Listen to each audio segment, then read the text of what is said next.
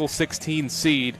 So it should be a good 1-16 matchup here tonight. No, that's for sure. You know, usually when you see a 16 seed, you see somebody that had to sneak into playoffs. And while Wheeling Park did have to beat John Marshall in that rivalry game last week, they did it handily, 35-7. That gave them the nod to go in. And Chris Doherty, he's got a nice pedigree with this program. You know, they've won 3 OVC championships in his time there. They also were the 2015 state champ. So, you know, he's got an extremely good program. The only losing season he had was his first year at Wheeling Park, and that speaks very well. That's along the same lines that Billy Seals has done here at Huntington. Yeah, we'll run through Wheeling Park's season so far. 2 losses, or a win and a loss against 2 Ohio schools to open the season. Had an off week, then played University, who's the 4th seed in the Class AAA playoffs, lost by a couple of touchdowns. Then had 2 weeks off, so he had 3 weeks off in a 4-week stretch there in September, and then finally into the second week of October, finally able to play football games, played 5 consecutive to end the season. That's the main reason this team's in the playoffs, because you went through that tough stretch of not being able to play football games, whether that be COVID within the program or other programs, finally able to play games, and it's shown on the field with some good results. Yeah, that's the big thing. Fairmont Senior was definitely on their program, but Park couldn't do anything about that. They had a school from up in Cleveland also had to bail out. But, yeah, you get back in October and you go 3-2 down the stretch. And, I mean, the losses were very close losses. They went to Musselman, lost by 8 points, 25-17. And they hosted Parkersburg South and lost only by 2. So neither of those are bad losses. And you know, they rolled on Morgantown and on Brook and on John Marshall. So it's a tough season to figure out because of the 2 open dates and the 2 schools in Ohio that are ranked AA according to the SSAC. As far as that, Steubenville might be a little bigger and better than that, and the win over St. Clairsville to open the season was a good one. So it's been kind of an up and down season, but they'd like nothing better than to come in here and do what they did to Huntington last year, which was roll over top of the Highlanders on their home field. Yep, and on the other side here, Huntington 10 wins, no losses, and 10 really good wins. Six of the 10 wins throughout the season against playoff teams. Hurricane, Cabell Midland, George Washington, Spring Valley. Woodrow Wilson sneaks in as the 13 seed, and South Charleston 12 seed. So it wasn't like Huntington just beat up some bad teams. They played some tough competition and well deserved the number 1 overall seed. You know, doing the first game of the year with you, I mean, I was just stunned when they rolled over Parkersburg 47-7, a Parkersburg team who had beat them the year before. And then we go to Hurricane, and they shut out Hurricane on their field.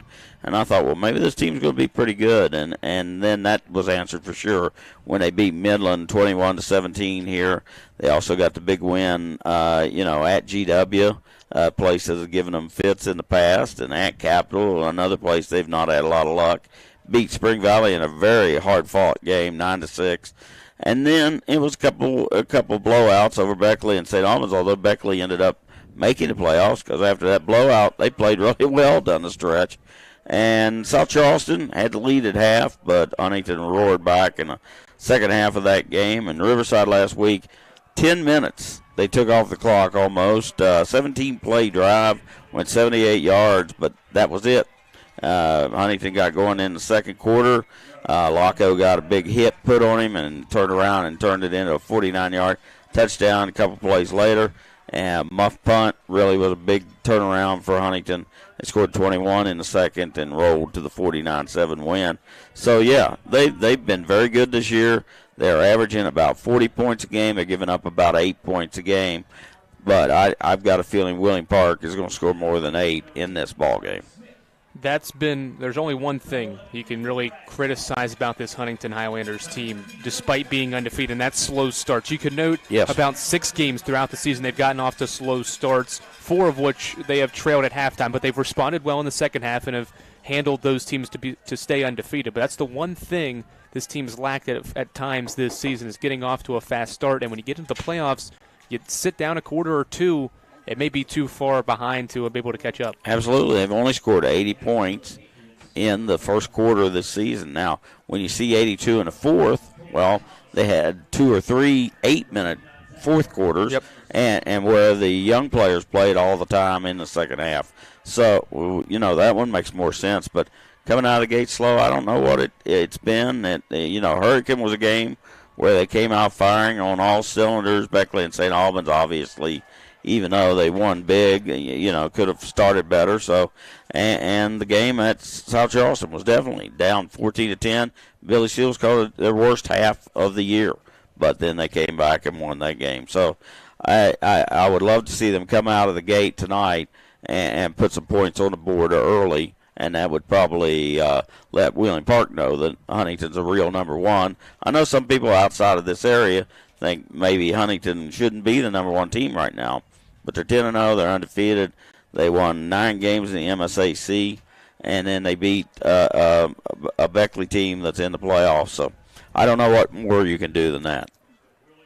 Both teams' captains out at midfield getting set and closer to kickoff here from Bob Sang Stadium. Huntington back in the postseason, did not make it last season after going 3-6 back in the postseason for the first time since 2019, so just 1 year in between playoff appearances. This is the 11th consecutive playoff appearance for Wheeling Park. It's been a steady program, and that's why mainly we continue to mention how this is not a real 16 seed because they're used to being in the playoffs. Now, they haven't been a top 3, top 5 seed consistently, but they're used to being in the playoffs, being in these high-leverage games, and that's why it's a surprise to see them at 16 and why Coach Billy Seals, you heard in the interview, is very close and concerned about this Wheeling Park team and a matchup they did not want to see because of the culture this team has. And the other part of it is Wheeling Park's coach said, hey, we're not a team that gets in on the last weekend. We're not used to doing things like that.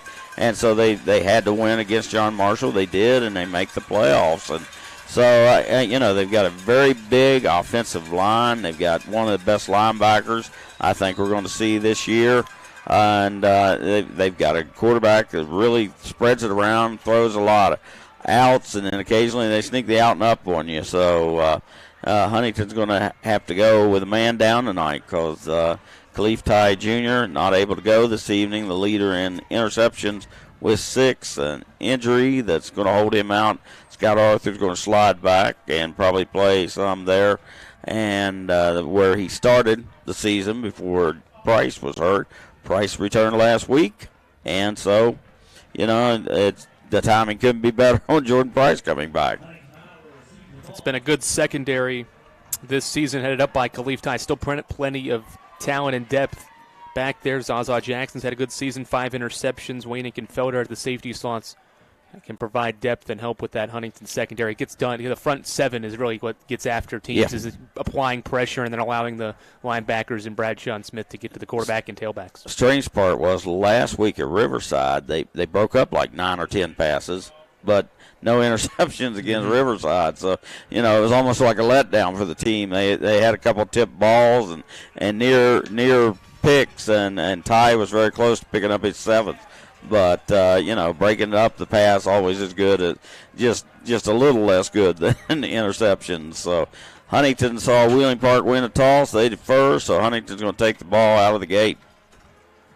See if that helps the Highlanders get off to a quick start. Wheeling Park, the 16-seeded Patriots will be in away white uniforms, white jersey, blue numbers with red outline to it.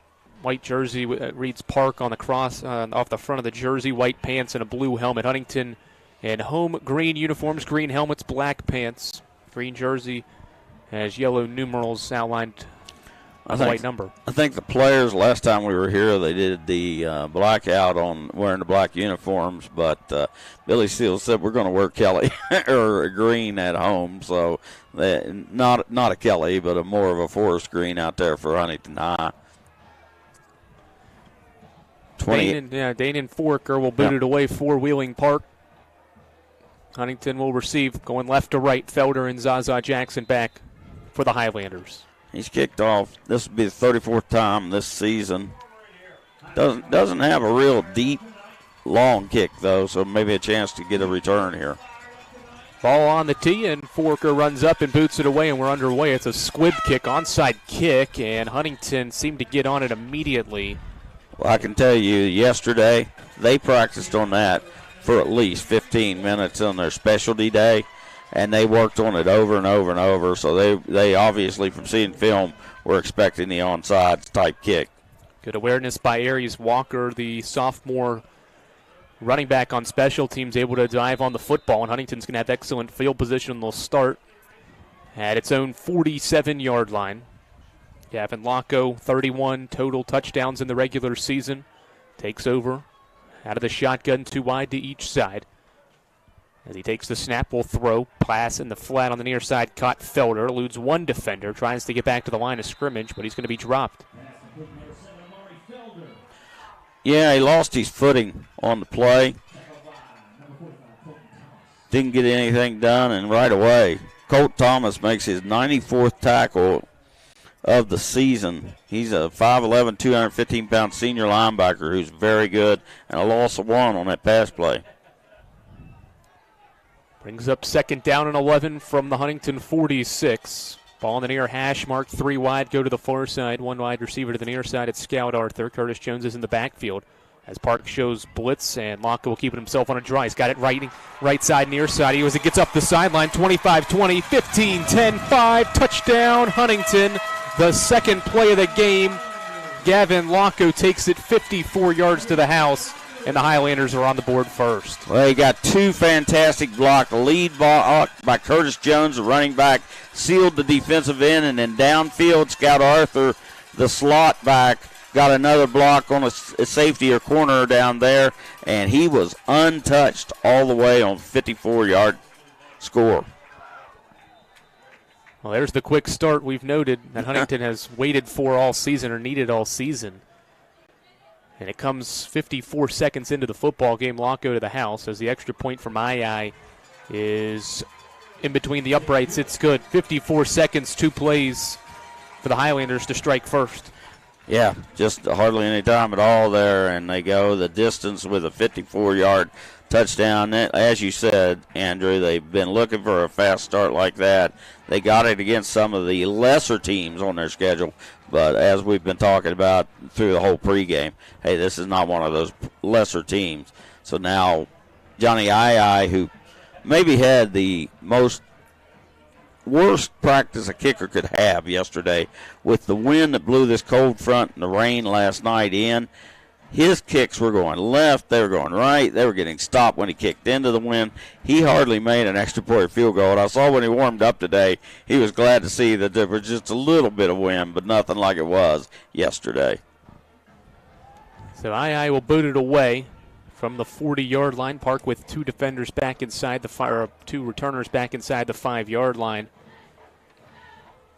to receive II's kick. Will James back there for Park. Yeah, it also looks like Shilek, the receiver. Short kick, it'll be Shilek from the 15-yard line. He's up past the 25-30, still on his feet, puts his head down, and is up past the 35 to the 36-yard line. Good return from Shilek, and Wheeling Park will take over. 1st down and 10 from the 36-yard line. So Gavin Locko adds to his touchdown total. Mentioned 31, it's up to 32, 15 of which have come on the ground. The other 17 passing, which is a school record. Yes, he's 16 passing touchdowns. Broke C.J. Crawford's record, actually, of 14. Who's coached him to breaking the record. Yep. First opportunity for Brett Phillips, the quarterback for the Patriots. Ball in the near hash mark, trips to the far side. As Phillips will work out of the pistol, he'll throw on 1st down. A screen pass. The ball gets tipped at the line. It's caught by Nixon, the tailback. 45. He's into Huntington territory. Here goes Hunter Nixon down inside the 35-30, and he barrels forward down inside the 20.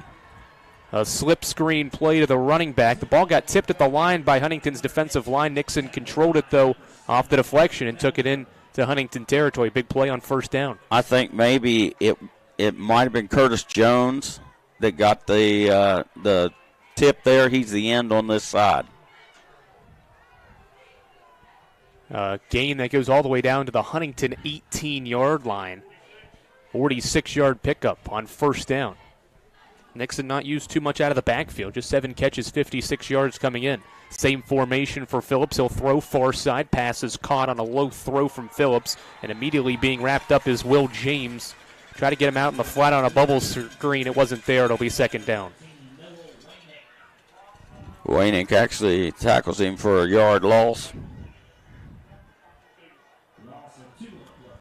or make it 2. They're going to spot it at the 20. Yeah, backed it up 2 yards. So 2nd down and 12 from the 20-yard line.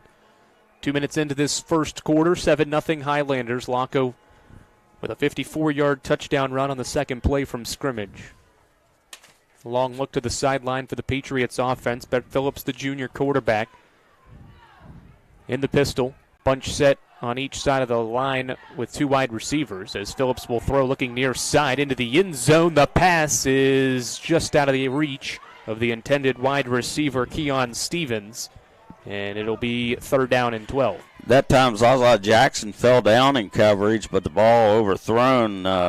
Lucky for Huntington there. The field is showing up some wet spots tonight. I don't know if that's just the rain is kind of condensing or what it's doing in this cold weather. 3rd and 12 with the ball on the far hash mark. Park will flip the formation, trips to the wide side, which is the near side. 1 wide receiver, it's Stevens to the far side. Nixon still the back straight behind Phillips. On 3rd down and 12. Phillips takes the snap, and he'll throw on 3rd down, looking into the end zone. Pass caught. No, incomplete. Laying the boom was the freshman Zaza Jackson. It was in the hands of Jeray Hawkins, but he couldn't hold on through the hard hit from Zaza Jackson. It's 4th down. Oh, my goodness. We talked about pass breakups last weekend. None of those looked like that against Riverside. Laying a boom is exactly what he did there. They'll go, though, 4th and 12. Yep, that's a huge play for the Huntington defense. 4th down and 12, 9:36 left in the first quarter. Park will take its time and look over to the sideline. Still 20 on the play clock. Same formation with trips on this near side. Again, no Khalif Ty Jr., so Zaza Jackson is going to be the corner that has to make plays along with Scout Arthur tonight against this Wheeling Park attack, and whistles blow a timeout from Wheeling Park. Coach Doherty didn't like what he saw there before the 4th down play. And we have our first timeout here at Huntington High School. That's a big play, Woody, though, on 3rd down. It looked like Hawkins had the football. He had control, and Zaza Jackson had timed the hit perfectly to jar the football loose just as he made the catch. Did what you're supposed to do, hit him with the shoulder right on the ball, knocked it away. I don't think that the receiver had any idea that there was somebody bearing down on him. Hawkins looked surprised to have got hit and lost the ball that way. Now, as far as a field goal, they've only tried 4 this year. Their kicker is 25 of 28 on extra points, 3 of 4 on field goals, but he's long as 28. Right now, he would be looking at about a 37-yard field goal. So I've got to believe they're going to go for it here on 4th and 12. Yeah, it would be about maybe 35, well, more so 37-yarder, depending on where the kicker would line up. It's a very, very slight breeze going left to right as you look at your dial, and if people still do that. And he would be kicking into that wind. Yep. So they are going offensively here. Yep. 2 wide to this near side. Ball still on the far hash mark. 2 wide receivers to the far side as well, as Phillips will work out of the pistol for 4th down and 12 from the 20, the Huntington 20. 4th down. Phillips takes the low snap, drops back, looking over the middle. Pass is caught down inside the 5-yard line. Park converts the 4th down. Pass caught by Will James, 1st and goal. It looked like there was a mix-up in coverage that time, or David Bradshaw, the linebacker, was supposed to be in coverage, but he finds him across the middle for a big 1st down and goal down about the 3-yard line. Couldn't convert on 3rd down. Park makes it count on 4th down.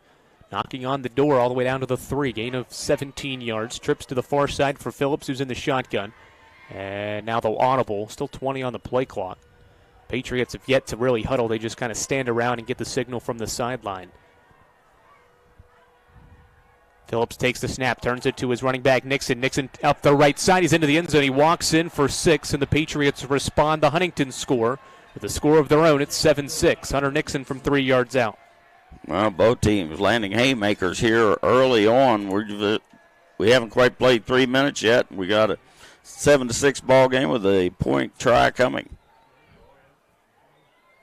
Marched right down the field. A big 4th down conversion. Phillips finding Will James to keep the drive alive and set up the Nixon touchdown run. As Forget comes on for the extra point. He's 25 of 28 this season on PAT tries. Good snap. The hold is down. The extra point is good. 7-7 here at Huntington High School. 9 minutes and a second left in this opening quarter. We'll take a break. You're listening to Huntington High School football on ESPN 94.1 FM and AM 930. Injury at any age can be a game changer, but Marshall Orthopedics, the area's only comprehensive sports medicine practice, is ready to get you off the bench and back in the game. Marshall Orthopedics takes care of the herd. Let us take care of you. Hello, my name is Seth Seldron. I'm here in my home studio where I write, record, produce, mix, and master all my own music, as well as write, record, and edit all kinds of videos.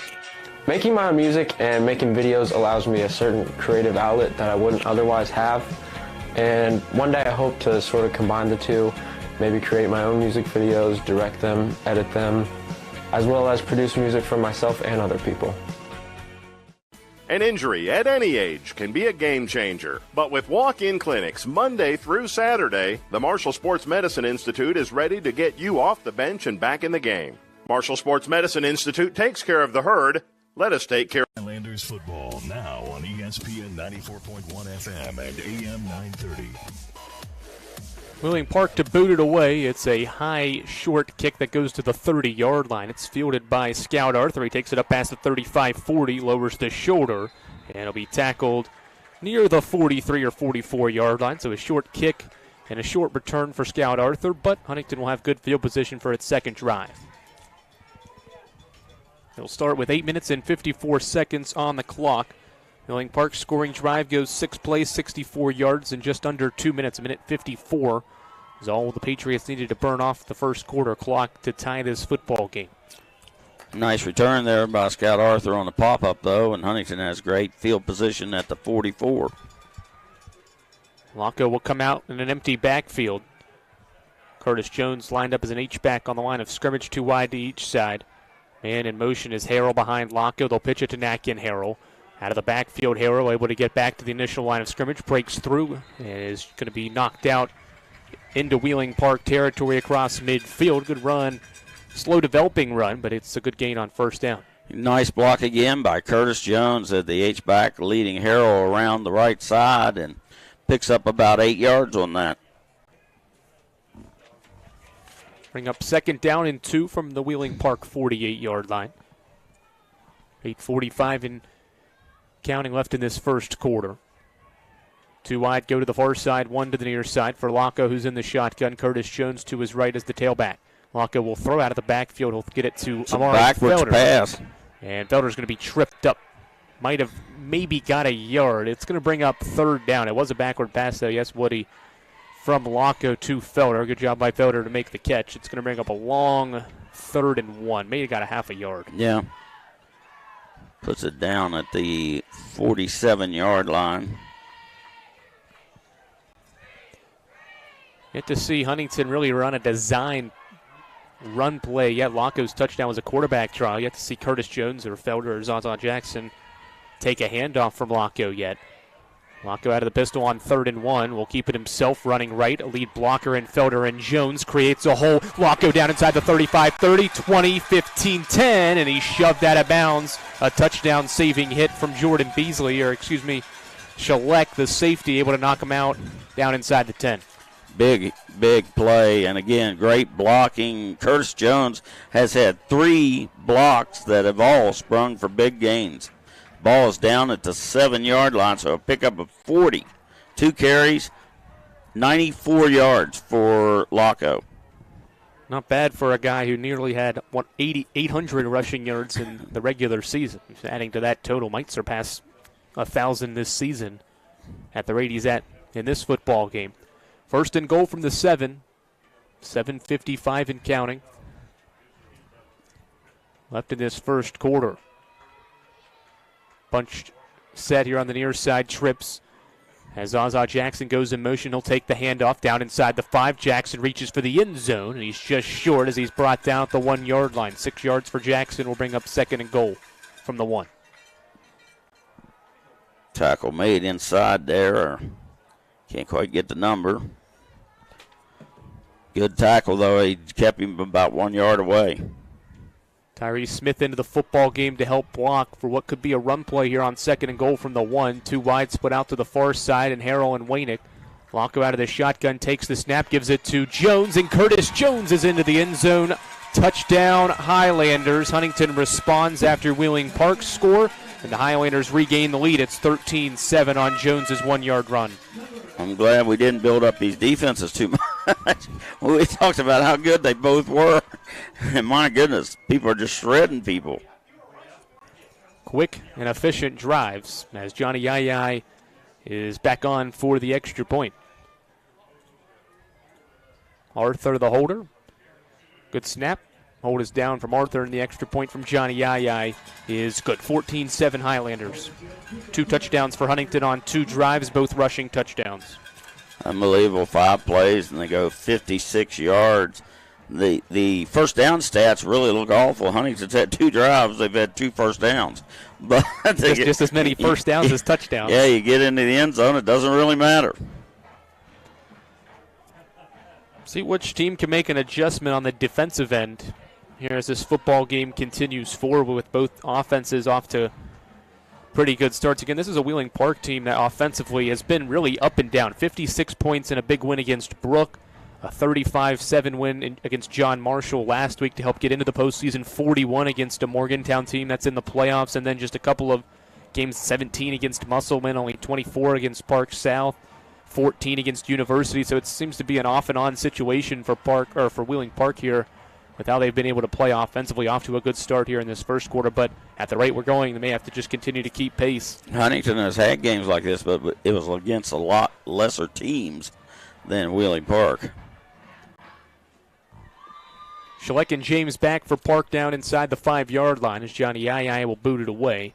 High kick that'll be fielded by Schleck at the 8-yard line. He's up past the 15, 20, 25, breaks it outside the near hash mark. He's got some room, 35-40, and runs over Johnny Yai, who tried to help knock out Schleck out of bounds, and it's a good return. That's Johnny's first tackle of the year, and it was a well-needed tackle.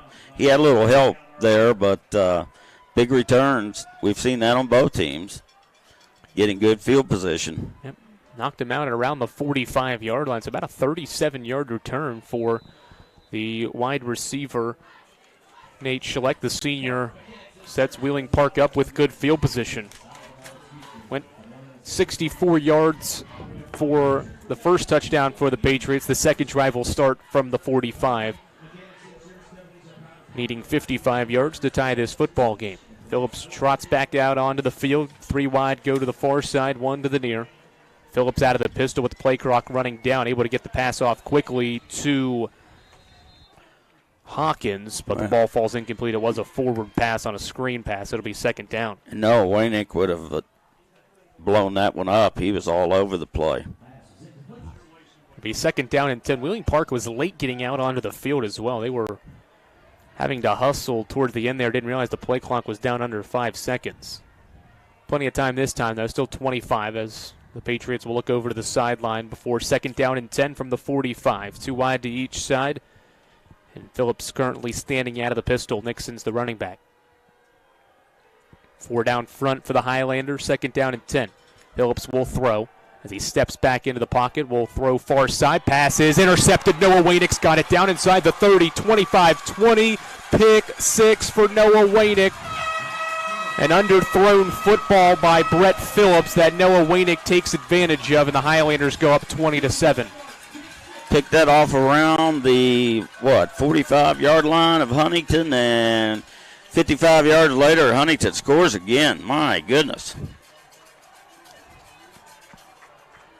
Just 24 seconds in between Highlander scores, and it adds to the interception total, 19 for this Highlanders defense. Second one that Waynick has taken to the house. Yep, his third this season. II back on for the extra point.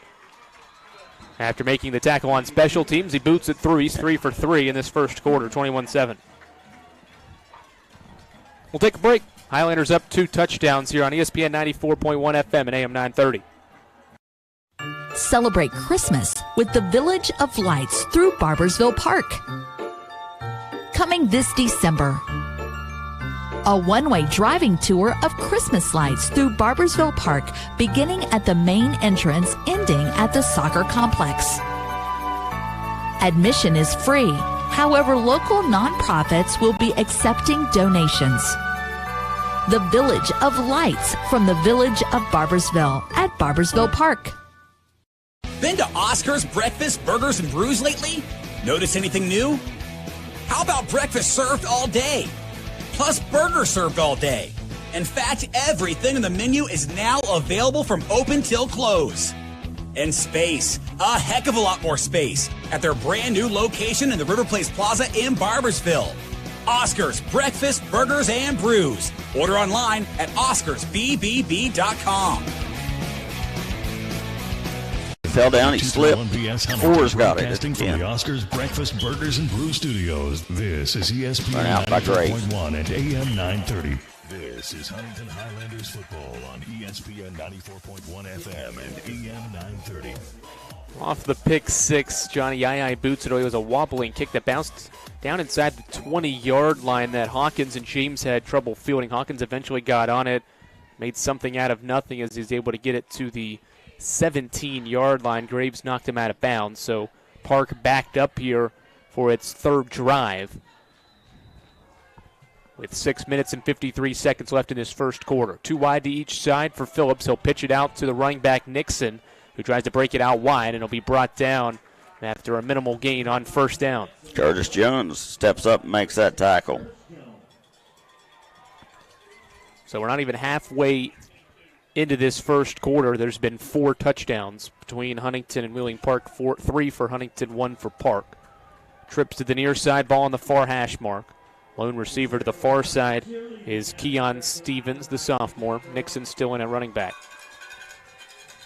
Long look to the sideline for Phillips, who's got the signal. Still 10 on the play clock.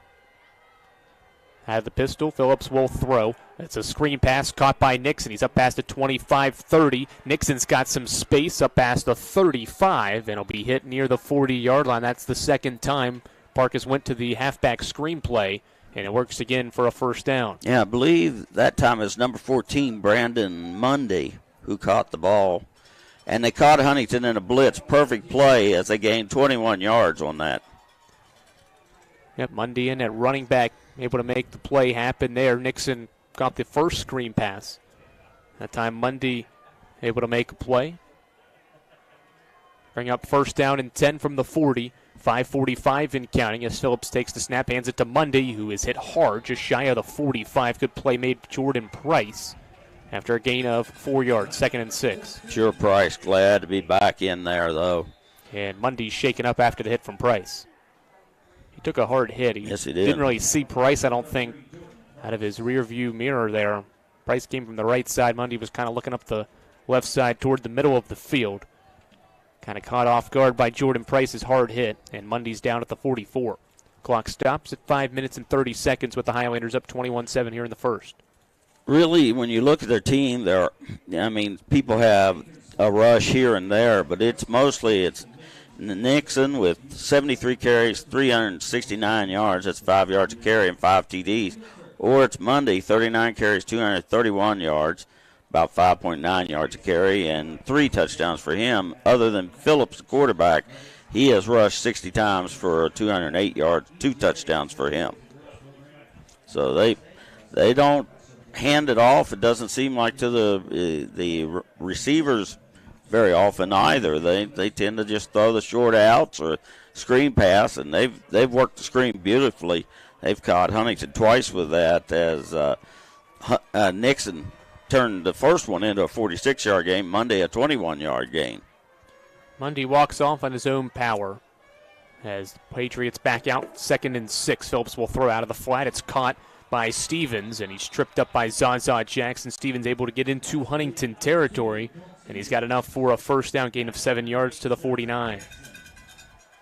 I'll put it at the 48, nose of the football at the 48, so 8 yards when the Patriots needed 6 for the first down. Wheeling Park hustles back to the line, but will now take a look to the sideline before first down and 10 at the Huntington 48, 2 wide on this near side, 2 wide receivers bunched up on the far side. Phillips out of the pistol, will pitch it to his running back Nixon, who tries to break it out toward the wide side. Wainick there initially. He eludes one defender, does Nixon. He's able to get it near the 45-yard line. Good job by Hunter Nixon, able to make Wainick miss before he could have been dropped for a loss. Instead, gets a positive gain. David Bradshaw there to clean that one up, along with Price. Picked up about 3 yards. 4:30 and counting. You're in the first quarter. 2nd down and 7 from the 45. 3 wide receivers to the near side, 1 to the far side. With the ball on the far hash mark, Phillips in it and the pistol set. As he takes the snap on 2nd down and 7, Huntington rushes 6. The pocket collapses. Phillips breaks it out toward the right side, and he'll throw it away. Wisely throws it away. It was a wide receiver in the vicinity. It was Stevens. Scout Arthur was in coverage, 3rd and 7. Yeah, quarterback pressure that time by Josh Pauley, number 54, bringing the pressure, and he just throws it away. Patriots continue not to huddle. They'll go back to the line of scrimmage with the same formation. Show as if they'll run a play and then look over to the sideline for what will be a 3rd and 7. Still 15 seconds on the play clock. Patriots have the sign, and they get set to the line of scrimmage. Phillips out of the pistol on 3rd and 7. And he'll take the snap. Rolls out to his left here to the wide side of the field. Still in the pocket. Rolls out. Near side. Under pressure. Eludes one defender. Throws it over the middle. Pass is caught. 1st down to the 30-yard line. Pass was caught by Shalek, who worked back into the middle of the field. It's a 1st down and more. You know, that was a great play because he had 3 defenders right in his face. Scott was there, Bradshaw was there, Tyree Smith was there, and somehow he stepped over and found a man open. Scout Arthur makes a tackle, but not before the 1st down at the 28. Give him 17 yards for Shalek to move the chains. 2 wide to each side as the Patriots knocking on the door of the red zone here. 1st and 10 from the 28. Handoff goes to Nixon, who lowers the shoulder, and Bradshaw throws him down at the 25. 3-yard run. It'll be 2nd down and 7. Nixon, a big, strong kid. Hard runner, too. Hard-nosed runner. 6 foot, 192, it says. He looks more solid than that. Again, the Patriots go back to the line quickly, but will now look over to the sideline. It's interesting. The linemen look for the same sign. They've got a couple of backup quarterbacks with a gold and a green jersey on, so you don't quite know who's making the signal for sure. 2nd and 7. It's a pitch to the running back Nixon. He's down inside the 25, and he'll be thrown down near the 22-yard line. It's going to be about another 3 yards for Nixon. It'll be 3rd and 4. Yeah, a little pass that time to his back. Not much yardage, just a couple of yards, but it works. 2:40 and counting in this first quarter. 21 for Huntington, 7 for Wheeling Park in this 1-16 matchup in the first round of the Class AAA playoffs. 11th consecutive appearance for Wheeling Park. Huntington back in the postseason after missing it last season. Phillips out of the pistol, 3rd down and 4. 2 wide to each side and a bunch set as Phillips will roll out to his right on 3rd down. He's under pressure and kept it himself and is going to lose some yards. No really options open downfield. Smith and Archer there to wrap him up. Nixon tried to get a block and just really there wasn't anything there. Huntington knocks him all the way back to the 26-yard line, a loss of 4. So 4th down and 8. And there was only 2 guys out for a route, and it seemed like after maybe 2 or 3 seconds of rolling out that the quarterback Phillips was just going to keep it and run, and Huntington did a good job of recognizing that. They drop him for a loss of 4, 4th down and 8.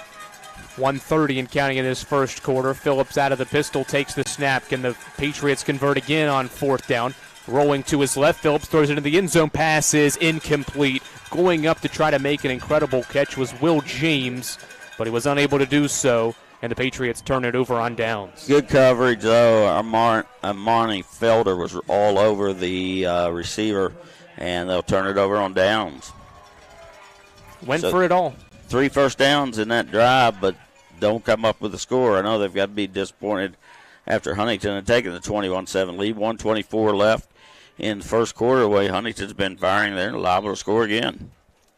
Patriots able to flip the field, so this will be the worst starting field position for the Highlanders, back to their own 26-yard line with a minute and 24 seconds left in this first quarter to start the drive. Trips to the near side, one wide receiver to the far side for Locko, who's in the shotgun.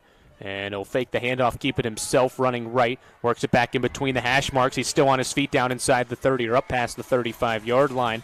And he's got another good gain as Locko has proved to be difficult to tackle for the Patriots so far. Gain all the way up to the 41. Number 11, Trevor Howell, 6 foot, 195 outside linebacker, makes the tackle. 15-yard gain there. More explosive runs for Locko. Third time he's carried the football, and he's well over 100 yards already. Tight formation here for the Highlanders with Locko in the shotgun. As he takes the snap, fakes the handoff. Locko in the pocket, sees it collapse, rolls out to his left. He's still on his feet and will be knocked out of bounds after a short gain. Is able to get past the line of scrimmage. Nixon makes the stop there. He had real pressure being put on him that time by number 50, Kinnessence Macklin.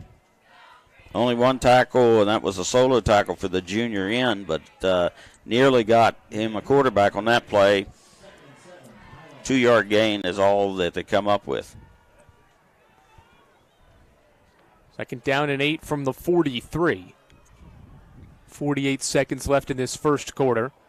One wide to each side. Arthur split out to the near side. Harrell moves now to the far side with Wainick.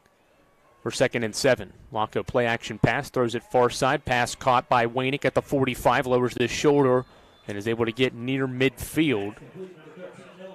45's over there again. Thomas on the stop.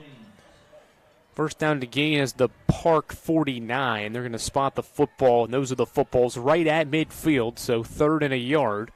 With 25 seconds and counting, Huntington does not need to run another first quarter play. But we'll huddle here with maybe the idea of running one. About 10 seconds left in the first quarter. Locko out of the shotgun, 2 wide to the near side, 8 seconds. Locko takes the snap, 3rd and 1. He'll keep it on a play-action pass, and he overthrew Noah Wainick on a slant. It was open, but Locko just misfires on a slant to Wainick, and with exactly 1 second left in this first quarter, Huntington faces a 4th and 1. This is a tough call. You got 1 yard to make. You'd hate to turn the ball over to Wheeling Park at midfield, but it looks like Huntington's going for it. Yep.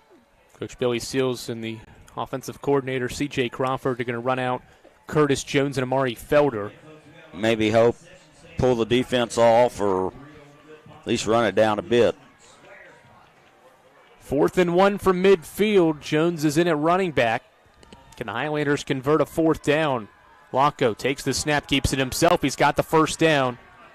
A simple quarterback keeper for Gavin Locko moves the chains and brings the first quarter to a close. An eventful first quarter, 4 combined touchdowns. The Highlanders scored 3 of them to lead 21-7 after the first 12 minutes. You're listening to Huntington High School football here on ESPN 94.1 FM and AM 930.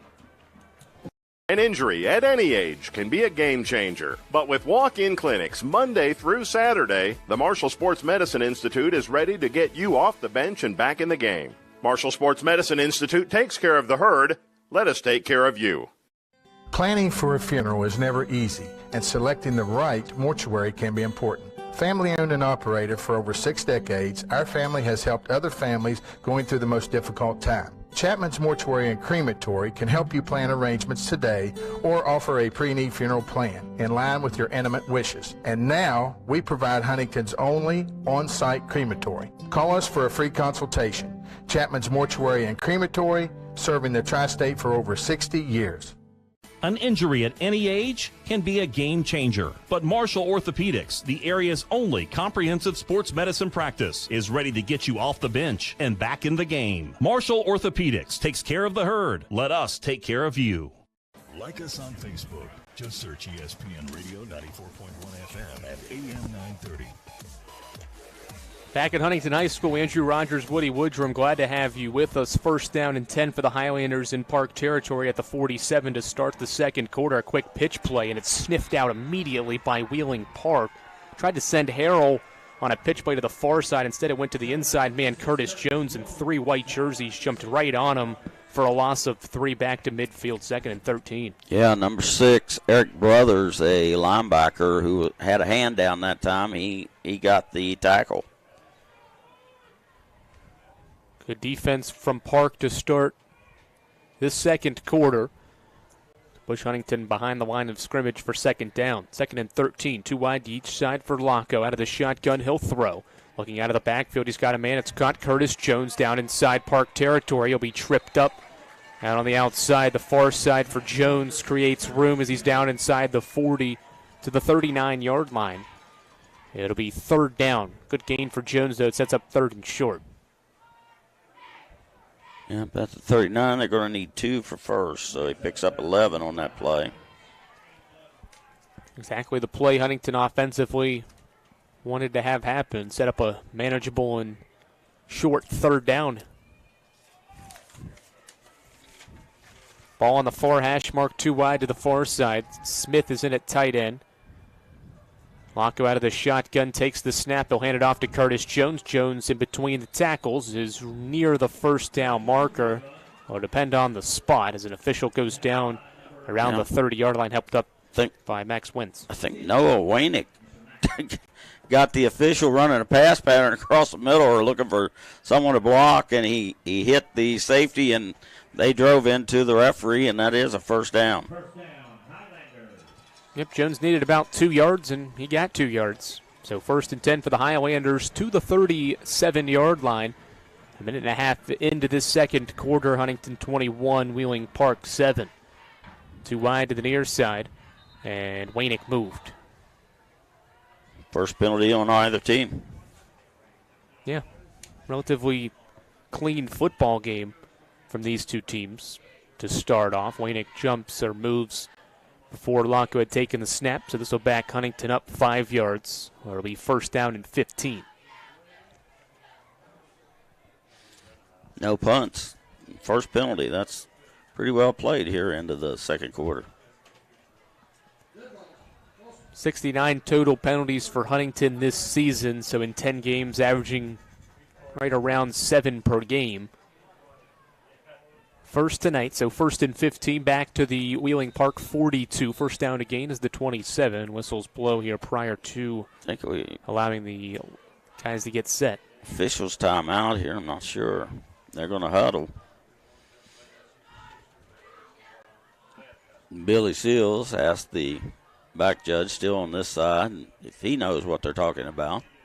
Might be the official having gone down on that previous play. Looks like the one's holding his side, the left side there. Yeah, maybe so. Give him a breather and a regroup. Not the first time an official has gone down. Remember I can't remember what game it was. It might have been Spring Valley game where the official lost his glasses. Yeah, that's right. After a hard hit and had to leave the game. Ended up coming back into the football game and officiate the remainder of it. But well, those guys are underpaid for all the grief they have to take from people in the stands, people on the sidelines, even the people up here in the radio booth occasionally. So they do a great job, and he's going to go over and see the trainer, I believe, on the far side. Yep. So he's on the far side with Wheeling Park training staff. And so the referee is going to say, let's play on with 6. Yep, 1 man down for the officiating crew. 1st down and 15 from the 42, 10-15 counting in the second quarter. As Locko takes the snap out of the shotgun, steps up, wants the deep ball over the middle, pass is incomplete, just through the arms of Amari Felder, who was working out of the slot on the far side. Ball was put in a good spot, just a little bit too far out in front for Felder, 2nd and 15. I think Felder would tell you, though, he should have probably caught that. It just, he had a step on the defender, number 5, Will James, and it's very tough, though, to catch that ball over the shoulder. You don't get to turn or anything. Yep, Felder had a step on James. Locko unable to connect with them, 2nd down. I'm sure that's something they'll put in there and remember, though, that they were open. Lonko keeps it himself. A quarterback draw, and he's leveled for a loss in the backfield. Nice play defensively by the linebacker Brothers. Third down. Brothers has had 2 big hits for losses so far on this drive. Moves Huntington he was back to the 44. Yeah, he was the right guy at the right place that time. Recognized the quarterback draw was coming. Made Lonko pay for it. It'll be 3rd down and 17 yards. First down to gains all the way down to the 27. 9:30 and counting in this second quarter. 3 wide, go to the far side. Wainick's the lone receiver to the near side for 3rd and 17. Lonko will throw as he steps back and will throw downfield. Ball up for grabs, and it's incomplete. A flag, though. Harrell was knocked down by Stevens in the secondary on the far sideline, and this might be defensive pass interference. It would be a costly first penalty for the Patriots. Yes, it would be. It's a 15-yard penalty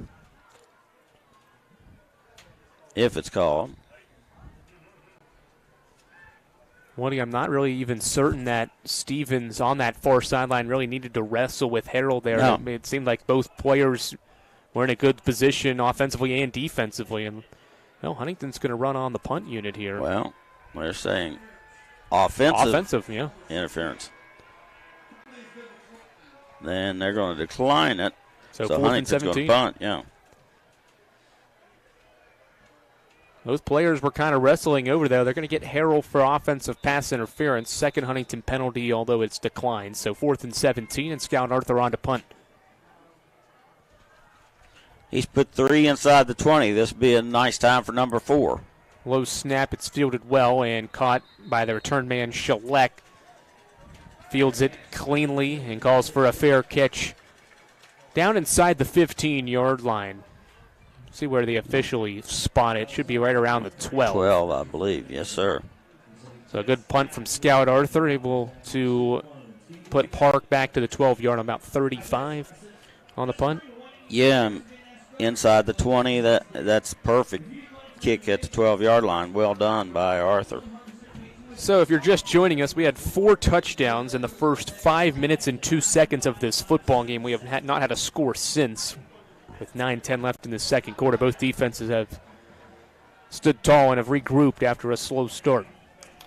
Park backed up for 1st and 10. Phillips out of the pistol, has 3 bunched up to the far side and 1 to the near, and Phillips will keep it himself a read option. He breaks out to the right side, and he's hit immediately for a loss. Markel Jones splitting time with Curtis Jones, no relation, but he'll tackle the quarterback for a 2-yard loss. First time Phillips has kept it on an option play. He does have that ability to run the football. Comes in with well over 200 rushing yards this season and a couple of touchdowns. Keeps it for the first time tonight and lost a yard. 2nd and 11, back to the 11. Same formation for the Patriots. Play clock down to 10 seconds. 8:30 and counting for halftime. Phillips out of the pistol will throw. It's a screen pass that's caught far side by Hawkins. He slips past one tackler, still on his feet as he's up past the 15 and knocked out of bounds. They do a nice job of not going down on the first tackler, I guess. They've sidestepped 3 or 4 tackles tonight and turned little plays into big plays. Tyree Smith finally takes him down, but that should have been at least a no-gain play, but they'd gain the original line of scrimmage and 5 more. Hawkins. So up at the 17, I believe, now for a 3rd and 5. Hawkins, after the run, shaken up, so he goes over to the sideline for what will be a 3rd down and 5 at the 17-yard line. Need to get to the 22 to move the chains. Like Christian Bryan's into the football game now for Park in place of Hawkins. 3rd and 5 as Phillips to throw. It's a screen pass. It's caught by Mundy. Up past the 20, dives out of bounds for the first down marker. It's going to depend on the spot. Gave it all he had with Price and Bradshaw, or Price and Smith over there. You know, I think he must be calling an audible based on what he's reading out of Huntington on the plays, because every time they've blitzed, he has dumped the screen pass in a perfect place, and he does get 5 to get the first down.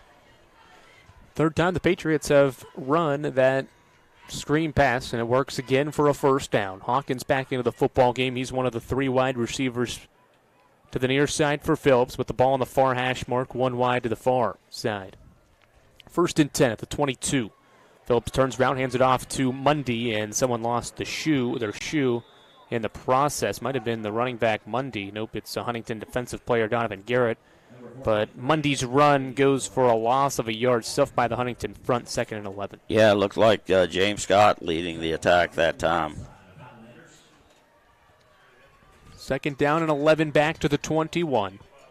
7:45 and counting, 21 for the Highlanders, 7 for the Patriots. Wheeling Park, the 16 seed, the Highlanders, the number 1 overall seed in Class AAA. Home field advantage all the way through the playoffs until Wheeling, the Super 6. Phillips to throw. Instead of now keep it himself on a drop play, and he slides down up past the 25-yard line. He took the snap, looked downfield, and then immediately took off to run, and is able to get about 5 yards where he had started his slide. It's going to bring up about 3rd and 11, or 3rd and 6, I should say. Yeah, at the 26-yard line. 2 wide receivers to each side as Wheeling Park looks over to the sideline for the 3rd down call. Already converted 1 3rd down on this drive. The slip screen that worked to the running back Mundy to move the chains. See what Wheeling Park does on this 3rd down. Phillips out of the pistol, 6:48 and counting in this 2nd quarter. Phillips will throw. Pressure coming. Delivers the ball far side. Passes intercepted. Zaza Jackson with one hand makes the interception. He's still on his feet. 25-20, and he's tackled down inside the 15. The ball comes out. And Huntington, I think, got back on the football. Don't know. We'll see what they called there. 10 has the ball for Wheeling Park. He made the tackle and tackled the arm the ball was in. Nathan Schleck. You're going to say Huntington football. Wow. Well, it was close whether he was down or not, but he tackled the arm with the ball, and that's, he might have pulled it through once they hit the ground. Wheeling Park has another player down across the way at about the 20-yard line. Yeah, it looks like an injured offensive lineman shaking up. Might have been trying to make a tackle and maybe got a blindside block or something there. How about the INT for Bush UC breakfast somewhere else, but then he tried Wendy's breakfast. Are those fresh eggs for me? He's become a really big fan of Wendy's breakfast. It's always bacon season over here. Tyler, please sign this for me. You the man, Tyler. Keep killing those breakfast sandwiches. I appreciate you. I will. Don't sell that online. Choose wisely. Choose Wendy's. Select breakfast croissants, now $1.99. Create your stories like to leave a legend where the kids will be talking about me like 50 years after I'm gone. And then they will start writing their own stories. Maybe my kids will want to read about what I was dealing with, what I was going through, how I encouraged myself, how my teachers encouraged me. So if I leave something for them, then it's just going to keep going, and it'll be a story that never ends. So it's the never-ending story. Pass up for grabs and knocked away incomplete. Waco wanted Wainick, but good coverage on the backside. And I think it was 4, and he hit the goalpost pad with his head. And he's shaking. I hope no one picks him up because it could be he's moving, so it's not that kind of thing. But it might be a concussion. He hit it hard because they were going to throw it up to the taller Wainick and let him go get it. And he got at the very peak of his jump, and I do believe it's number 4, Hawkins. And as he was leaping, though, he didn't catch himself, and he hit the goalpost pad hard at the end of the play. That ball was thrown in the back of the end zone, and Hawkins was behind Wainick. And as both players had went to the ground, Hawkins had run into the goalpost there. He does have his helmet off in the back of the end zone there. So get concerned about the neck and how it absolutely makes a movement. Clock stops with 6 minutes and 26 seconds left in this 2nd quarter. I mean, you just hope maybe he knocked the wind out of himself He is on his feet here. Helmet is off for Hawkins. Seems a little bit shaken up. Yeah, he's still bending over. He's going to jog off here on his own power. A little bit. That's a good sign. Hawkins is certainly a big part of the offense. And it was a really nice play on defense, because he batted that ball away. He might be trying to convince himself and the coaches that he can stay in the game, but they'll at least look at him one play over on the sidelines. But he puts his helmet back on. That's another good sign. Second time he's been shaken up in this quarter, too. Went down after the screen pass on Park's initial drive before the INT. So after the injury, 2nd down and 10 from the 15. Locko out of the shotgun. Has Curtis Jones to his right. Locko rolls out to his right. Will keep it himself. Eludes one defender. Eludes another one and cannot maintain his balance. He's dropped back to the 18-yard line. A loss of 3, 3rd and 13. Really good tackle that time by Keon Stevens. He got the move around the ankle, and it almost looked like when Locko put his hand down that he was going to beat that attempt, but no. He's tackled for about a 3-yard loss, so Huntington not going the right way on this drive. Yep. 3rd down and 13 at the 18-yard line. Ball at the Patriots' 18-yard line. 2 wide to the near side. Ball's on the far hash mark. 2 wide to the far side. Jones is lined up as an H-back. And a flag is going to be thrown prior to the snap. Felder was in motion behind Locko. Not certain if maybe a lineman moved up front or maybe he was wheeling Park. Encouraged Huntington to move as the official gets set to make the call. It is encroachment, so Park made Huntington move. That's going to help make what was a 3rd and 13 a manageable one here, 3rd and 8. Yeah, much better. 13. And that is the first penalty on Park. So offsides always make coaches crazy. You're lined up right over the ball. How can you jump early? 3rd and 8, Locko to throw as he steps up into the pocket, still behind the line of scrimmage, throws into the end zone, pass is incomplete. He wanted Curtis Jones, who started out in the backfield, worked his way into the end zone, up the far sideline. The ball falls incomplete, 4th and 8. Jones bounced into Hunter Nixon, who was in coverage. Some of the Huntington players were wanting to talk about maybe a interference, but I don't think there was any. Johnny Yaya is going to trot onto the field and attempt a field goal. He's 5 for 7 this season, a long of 43. Arthur's the holder, and they'll line up from the 20-yard line. So about a 30-yard kick for Johnny Yaya. Good snap, and the kick from Yaya on the way, and it's good. Johnny Yaya drills a 30-yarder, his 6th field goal of the season, and it gives the Highlanders a 24-7 lead. The first points of the second quarter come at the 5:20 mark. We'll take a break. You're listening to Huntington. Injury at any age can be a game changer, but Marshall Orthopedics, the area's only comprehensive sports medicine practice, is ready to get you off the bench and back in the game. Marshall Orthopedics takes care of the herd. Let us take care of you. Oh no. What's wrong? Our bank just sold our mortgage to a company I've never even heard of before. I didn't understand that was something that could happen.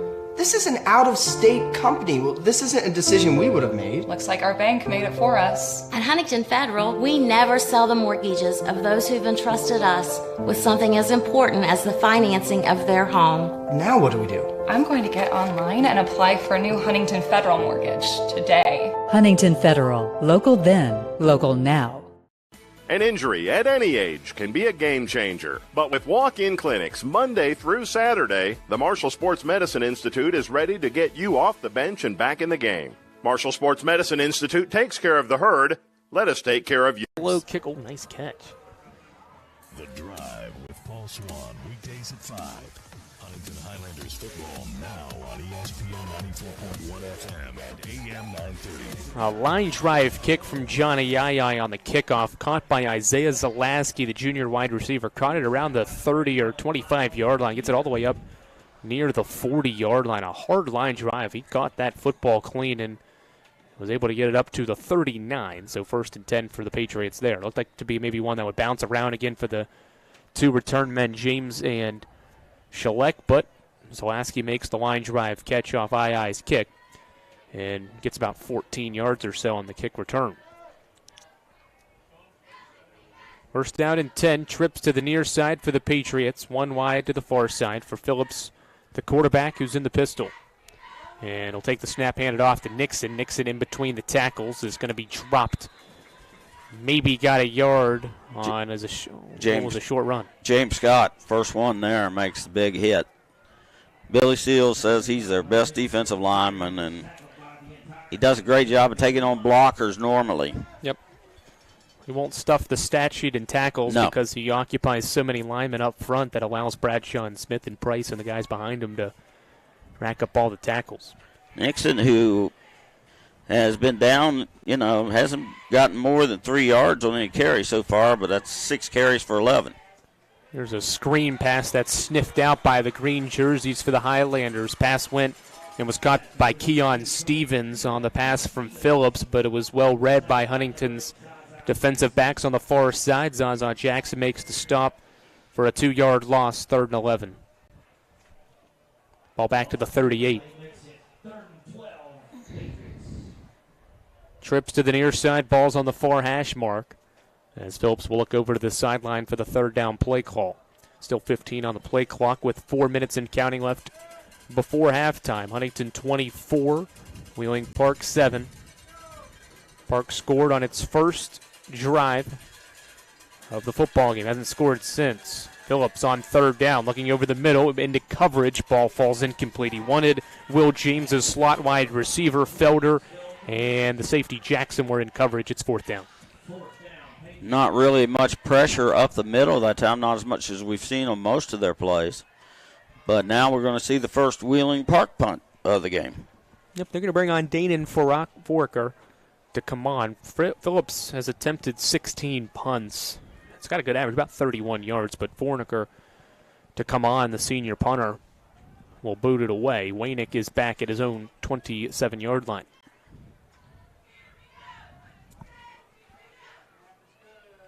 Good snap. Foraker gets it away. Ball bounces at the 36, still rolling. Hit a white jersey around the 36-yard line, eventually downed at the 28.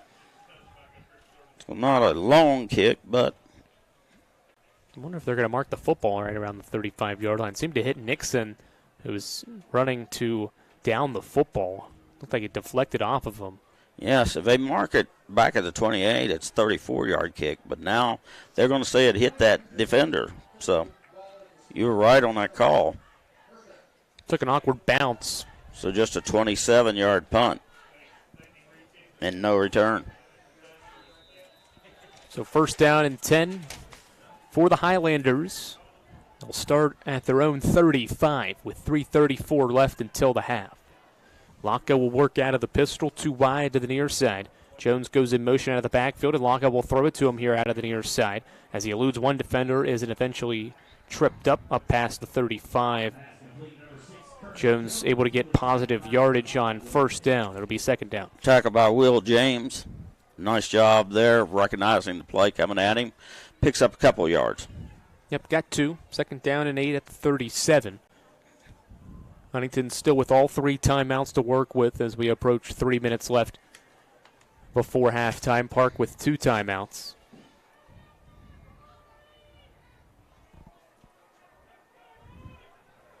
Locke out of the shotgun. Has Jones to his left. And he'll hand it off to Curtis Jones, running to the far side. Able to break it outside the tackle. And he gets it up past the 40-yard line to about the 41. It's going to bring up 3rd down at about 4 yards or so. Number 10, Nate Schleck, coming up with the tackle there. Well, it's over the 40, so we'll give him the 41. That makes it a 4-yard gain and a 3rd and 4 now. It's a long 4 yards. Need to get to the 45. Sure. Yeah, because the ball is almost touching the 40, but since it's not, it has to be the 41 for you scoring at home. And I feel sorry for you if you are. 3rd and a long 4. Lonko out of the shotgun will throw in the pocket, looking near side. Ball thrown up for grabs. It's caught at the 40-yard line. Zaza Jackson climbs the ladder, and there's a flag as well. Oh, my goodness. What a catch that was. He had really tight coverage by Will James, too. Flag came when Zaza Jackson was eventually hitting the turf. after the catch was made. So we'll have to wait and find out what this call is. Coach Billy Seals didn't seem too upset here on the near sideline after the flag was thrown just a few yards beside him. Yeah, just a sideline warning, so that won't do anything. That's why Coach Seals wasn't overly. He's like, oh, my bad, official. Yeah, a 19-yard gain on that play, though. Huntington's in Wheeling Park territory at the 40. Just the 7th catch of the season for Zaza Jackson. It's mainly been used as a gadget player, can run the football. Makes his 7th grab. Gets Huntington into Park territory. Locko keeps it on a quarterback draw down inside the 35-30 and is tackled down past the 30-yard line. He's got another first down run, does the junior quarterback to the 28. Hunter Nixon comes up with the tackle. He made 13 tackles coming in. All of those have been solo, and that was certainly a solo there, but another first down for Huntington. 12 yards for Locko, minute 35 and counting. Highlanders up 17 points, looking for more to extend the lead here before halftime. 7 carries, 119 for Locko in the game. 3 wide to the far side, and Park, I think, wants timeout prior to. Nope. Yes. Yep, Park wants timeout prior to this first down play. Second burned timeout for the Patriots prior to what would be a 1st and 10 from the 28. The Marshall Orthopedics High School Game of the Week, presented by the Marshall Sports Medicine Institute and Cabell County Schools, is brought to you in part by TaxMasters ProBooks Plus, your tax and bookkeeping specialist. Visit TaxMastersProBookPlus.com or call 740-867-8333. Jason W. Elkins at Elkins State Farm Agency. Jason can help you find the coverage that works for you. Jason W. Elkins, State Farm Agent, 4346 5th Street Road in Huntington. Dawson Thompson Oil Company, 1746 Virginia Avenue in Huntington, celebrating 60 years of serving the tri-state. For your petroleum needs, think Dawson Thompson Oil. Kids Sale. Tri-state parents and grandparents, Alex and the Kids Sale staff are getting ready for the next Kids Sale. Visit KIDSSALE.net for upcoming sale dates, locations, or to be a consigner. And by KINDRED Communications, radio, digital, events, print, KINDREDCom.net. This first half is gone. Back out over the ball. Yep, Locko out of the shotgun, 2 wide to each side. Ball on the near hash mark. He'll throw on first down.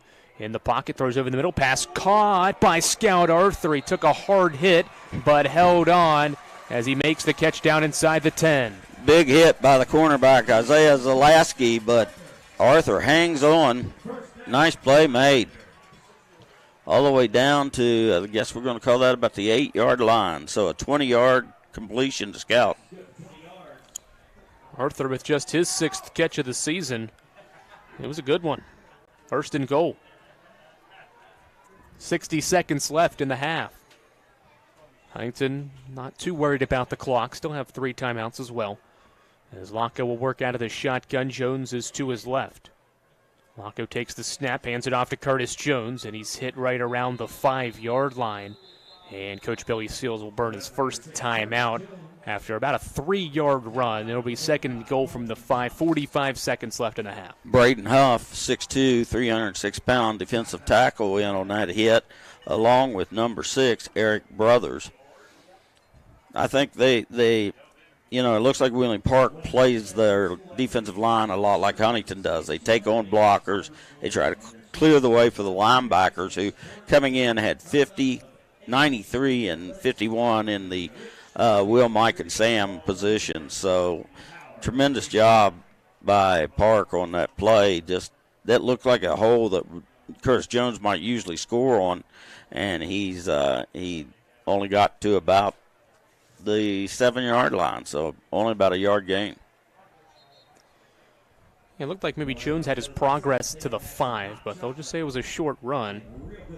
Yeah, that's why I had to look again there because I thought the ball had been moved back maybe. I thought he was much closer than that to the 5, but we'll go with the officials. They've done a very good job tonight. Both teams have done a good job of keeping this game clean. Very few penalties.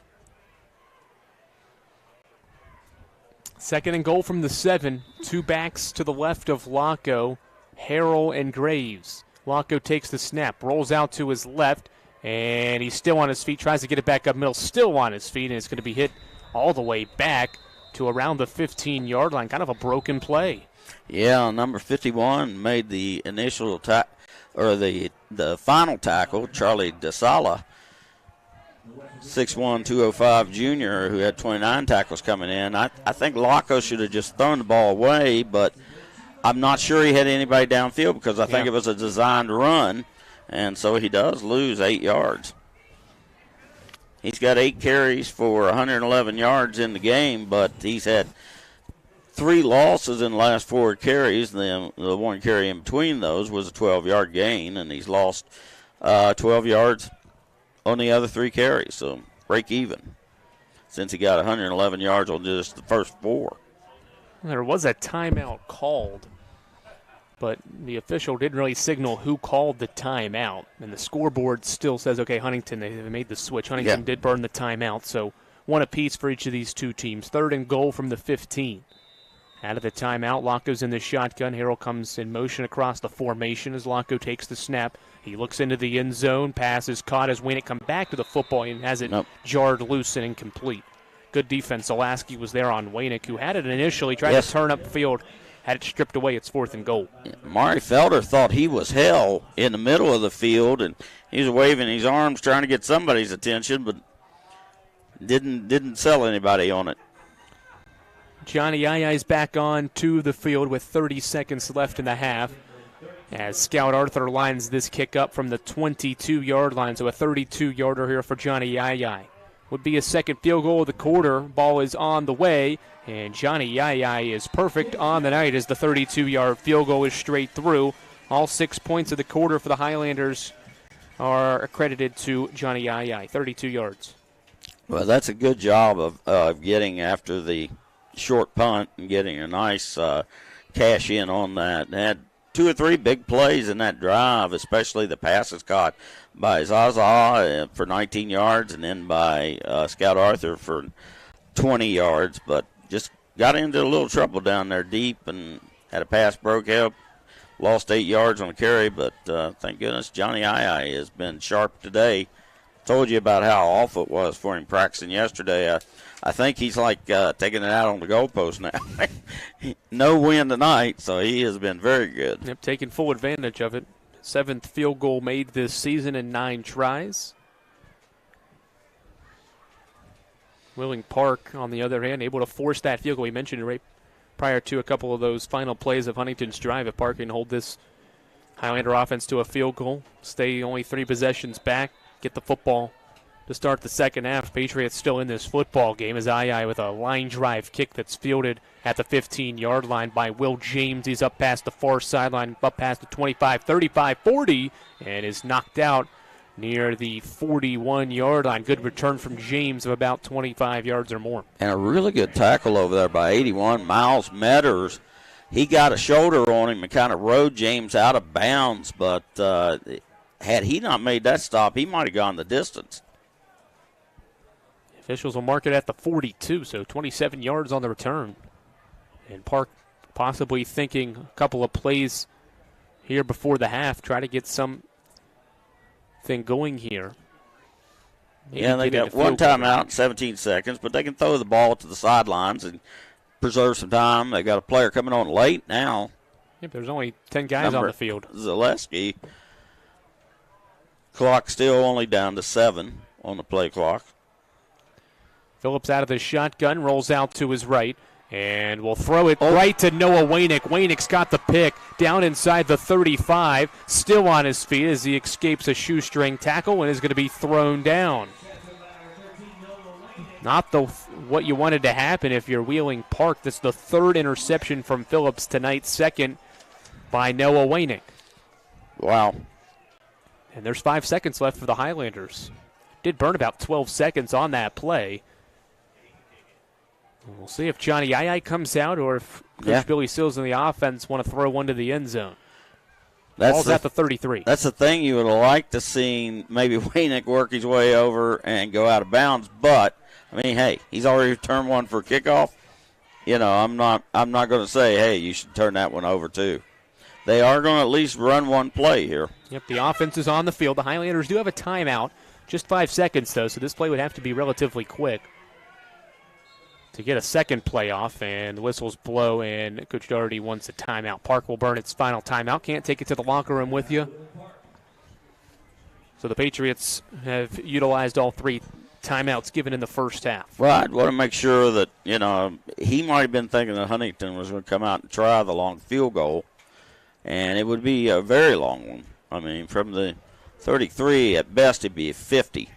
So, wind, if there's any wind at all blowing left or right, we can see the American flag down at the end there, blowing a lot more than it is on this closed end of the stadium where the building is. I guess that knocks down the wind a little bit, because if you'd look right, you'd think the wind's howling. You look left, and the flags aren't even moving on a goalpost. But still, a 50-yarder would be a long try, so you've got big receivers who can go up and get the ball. You try to throw one to the end zone here. See if Coach Billy Seals changes his mind about what his team's going to do. The offense is going to trot back out there after the Wheeling Park timeout. So Waco's going to come out with Curtis Jones in the football game. Amari Felder, Nack, and Harrell. Scout Earth are the receivers to the far side. Noah Wainick's the lone receiver on the near side. 5 seconds before half. And more whistles. There's a flag. Nobody moved. I didn't see anybody move, so that makes me think maybe somebody was lined up off sides. Let's see. I'm not sure which team, though. They haven't indicated.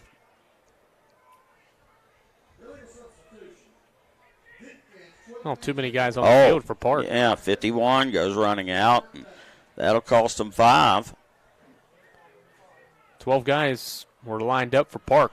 So now you're down at the 28. It would be a 45-yard field goal, which is in Johnny's range. Yep, as long as 43. The offense stays on the field. Final play of the half. Laco is going to heave it into the end zone. Far side. Pass is caught all the way down, but to the 1-yard line. Harrell made the catch. Had to come back to the football. Tried to dive for the end zone, but comes up a yard short. Needed 28, he got 27. Well, Huntington tried to take advantage of the late Wheeling Park turnover, but the Patriots survived the late scare.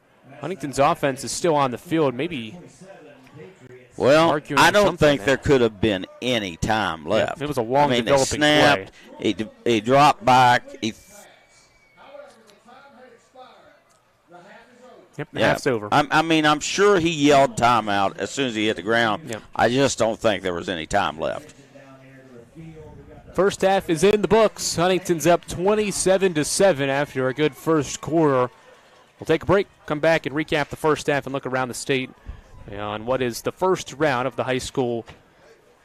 Injury at any age can be a game changer, but Marshall Orthopedics, the area's only comprehensive sports medicine practice, is ready to get you off the bench and back in the game. Marshall Orthopedics takes care of the herd. Let us take care of you. Jillian, I go here to Cabell Midland. I've been twirling kind of forever since I was like 5. This summer I went to some baton camps, toured a lot of colleges, architecture program at the University of Cincinnati. I'm the featured twirler for the marching knights, so we work all the time. We're here 4 weeks in the summer, 8 to 5, so it's a lot of hard work, but it's really worth it whenever you get to perform. The Marshall Orthopedics High School Game of the Week, presented by the Marshall Sports Medicine Institute and Cabell County Schools, is brought to you in part by TaxMasters ProBooks Plus, your tax and bookkeeping specialist. Visit TaxMastersProBookPlus.com or call 740-867-8333. Jason W. Elkins at Elkins State Farm Agency. Jason can help you find the coverage that works for you. Jason W. Elkins, State Farm Agent, 4346 5th Street Road in Huntington. Dawson Thompson Oil Company, 1746 Virginia Avenue in Huntington, celebrating 60 years of serving the tri-state. For your petroleum needs, think Dawson Thompson Oil. Kids Sale. Tri-state parents and grandparents, Alex and the Kids Sale staff are getting ready for the next Kids Sale. Visit KIDSSALE.net for upcoming sale dates, locations, or to be a consigner. And by Kindred Communications, radio, digital, events, print, kindredcom.net. Are you nervous? I trust Huntington Federal. I believe in them, and I think they believe in us. There it is. Hey, David. Well, are you both together? We're sitting here in front of our new dream home. Well, I think we just made your dreams come true. Hello? Hello? Is anyone there? Hello? Huntington Federal, making dreams come true.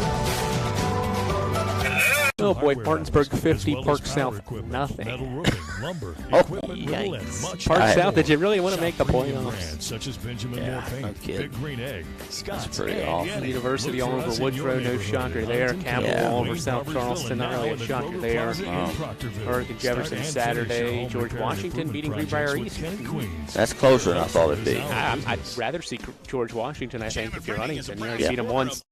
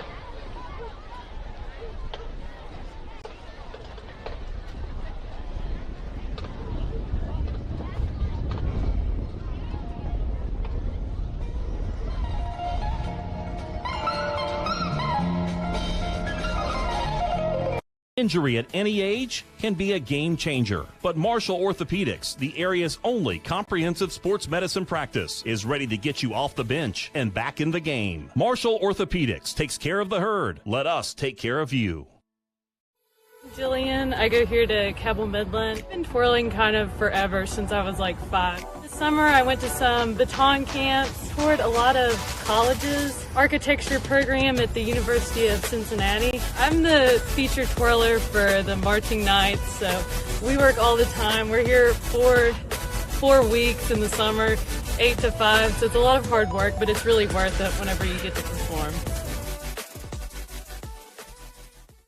The Marshall Orthopedics High School Game of the Week, presented by the Marshall Sports Medicine Institute and Cabell County Schools, is brought to you in part by TaxMasters ProBooks Plus, your tax and bookkeeping specialist. Visit TaxMastersProBookPlus.com or call 740-867-8333. Jason W. Elkins at Elkins State Farm Agency. Jason can help you find the coverage that works for you. Jason W. Elkins, State Farm Agent, 4346 5th Street Road in Huntington. Dawson Thompson Oil Company, 1746 Virginia Avenue in Huntington, celebrating 60 years of serving the tri-state. For your petroleum needs, think Dawson Thompson Oil. Kids Sale. Tri-state parents and grandparents, Alex and the Kids Sale staff are getting ready for the next Kids Sale. Visit KIDSSALE.net for upcoming sale dates, locations, or to be a consigner. And by KINDRED Communications, radio, digital, events, print, KINDREDCom.net. Are you nervous? I trust Huntington Federal. I believe in them, and I think they believe in us. There it is. Hey, David. Well, are you both together? We're sitting here in front of our new dream home. Well, I think we just made your dreams come true. Hello? Hello? Is anyone there? Hello? Huntington Federal, making dreams come true. When we come back, we'll look at the scores from around the high school playoffs tonight. We'll check in on the Thundering Herd, both on the hardwood and on the pitch, and see how they're doing. We'll be right back on ESPN 94.1 FM and AM 930. An injury at any age can be a game changer. But with walk-in clinics Monday through Saturday, the Marshall Sports Medicine Institute is ready to get you off the bench and back in the game. Marshall Sports Medicine Institute takes care of the herd. Let us take care of you. Each of us carries an anchor. It can hold us back. But when we toss it forward into the future, something amazing happens. Our unique dreams built off hard work take shape. At Mount West, struggle does not mean defeat, and tough times will not divide us. So what are you waiting for? Enroll today. Go far, close to home. Mount West Community and Technical College. Celebrate Christmas with the Village of Lights through Barboursville Park. Coming this December, a one-way driving tour of Christmas lights through Barboursville Park, beginning at the main entrance, ending at the soccer complex. Admission is free. However, local nonprofits will be accepting donations. The Village of Lights from the Village of Barboursville at Barboursville Park. The need to try to be like somebody else or try to like one up somebody else. In my generation, it was keeping up with the Joneses. And I think that can be distracting. But I think that students, kind of like you were talking about earlier, I think that creating your story, that every person's unique. So like if you can tune out those other things, like there's room for you to be you and for you to do your thing, and it all fits together like a puzzle. Planning for a funeral is never easy, and selecting the right mortuary can be important. Family owned and operated for over 6 decades, our family has helped other families going through the most difficult time. Chapman's Mortuary and Crematory can help you plan arrangements today or offer a pre-need funeral plan in line with your intimate wishes. And now, we provide Huntington's only on-site crematory. Call us for a free consultation. Chapman's Mortuary and Crematory, serving the tri-state for over 60 years. Been to Oscar's Breakfast, Burgers, and Brews lately? Notice anything new? How about breakfast served all day? Plus burgers served all day. In fact, everything on the menu is now available from open till close. and space. A heck of a lot more space at their brand new location in the River Place Plaza in Barboursville. Oscar's Breakfast, Burgers, and Brews. Order online at oscarsbbb.com. Let's go places. The all-new Thornhill Toyota on the Thornhill Motor Mile. Your total automotive experience just got better with one of the safest, most dependable lines of vehicles on the market. Toyota. Contact us today and let Thornhill show you what total automotive care is all about. Welcome back. It's halftime, and Huntington leads Wheeling Park 27-7 in this playoff game. Huntington number 1, Park 16. We'll look at the scores real quick here. Number 2, Martinsburg, all over Parkersburg South at halftime, 57-0. Third quarter, Bridgeport, number 3, over Morgantown, 31-7. Number 4 is University, and they are all over Woodrow Wilson, 38-10 in the third. At the half, Cabell Midland leads South Charleston, 28-6. If I'd have told you South Charleston would lose their last 5 games of the year, you would have said, Woody, you're a crazy man. But that's what's happening out there. And GW and a nail-biter down in Lewisburg tonight as they lead Greenbrier East 7-0 in that game. In AA, it's Scott losing to Robert C. Byrd, an 8-9 matchup. Byrd up 24-12. Roane County's number 10. They're leading at number 7, Nicholas County, 12-7 at the half. Number 6, North Marion, all over Grafton, 41-7. Polka's up 21-0 in the third quarter over Liberty Raleigh. Frankfort leads number 4, Lincoln, 14-10 in the third quarter. And Independence is really good, 54-0 halftime over Shady Springs. Finally, in single A, it's Doddridge County, 24-7. And Sherman and Mount View added at the half, the Tide, and Mount View's Raiders are tied 6-6 in at the half. So that's what's going on there. In 33 seconds to go, the Marshall basketball team has a 5-point lead, 90-85 over Wright State. It's been a shootout, and sad to report, but the Marshall soccer team may be looking at a first-round exit here. They're down 2-0 with 78 seconds played. That's a very surprising score there, I think, Andrew. I thought the soccer team would go down there ready to go after losing the last game to FIU 4-1, but FAU using, I guess, whatever plan FIU did. Yeah. That seemed to work pretty good. We'll try enemies that. when they play, and then frenemies when they're not playing. Yeah. Well, very tough for Marshall. I mean, to be the national champs, one of the most amazing stories.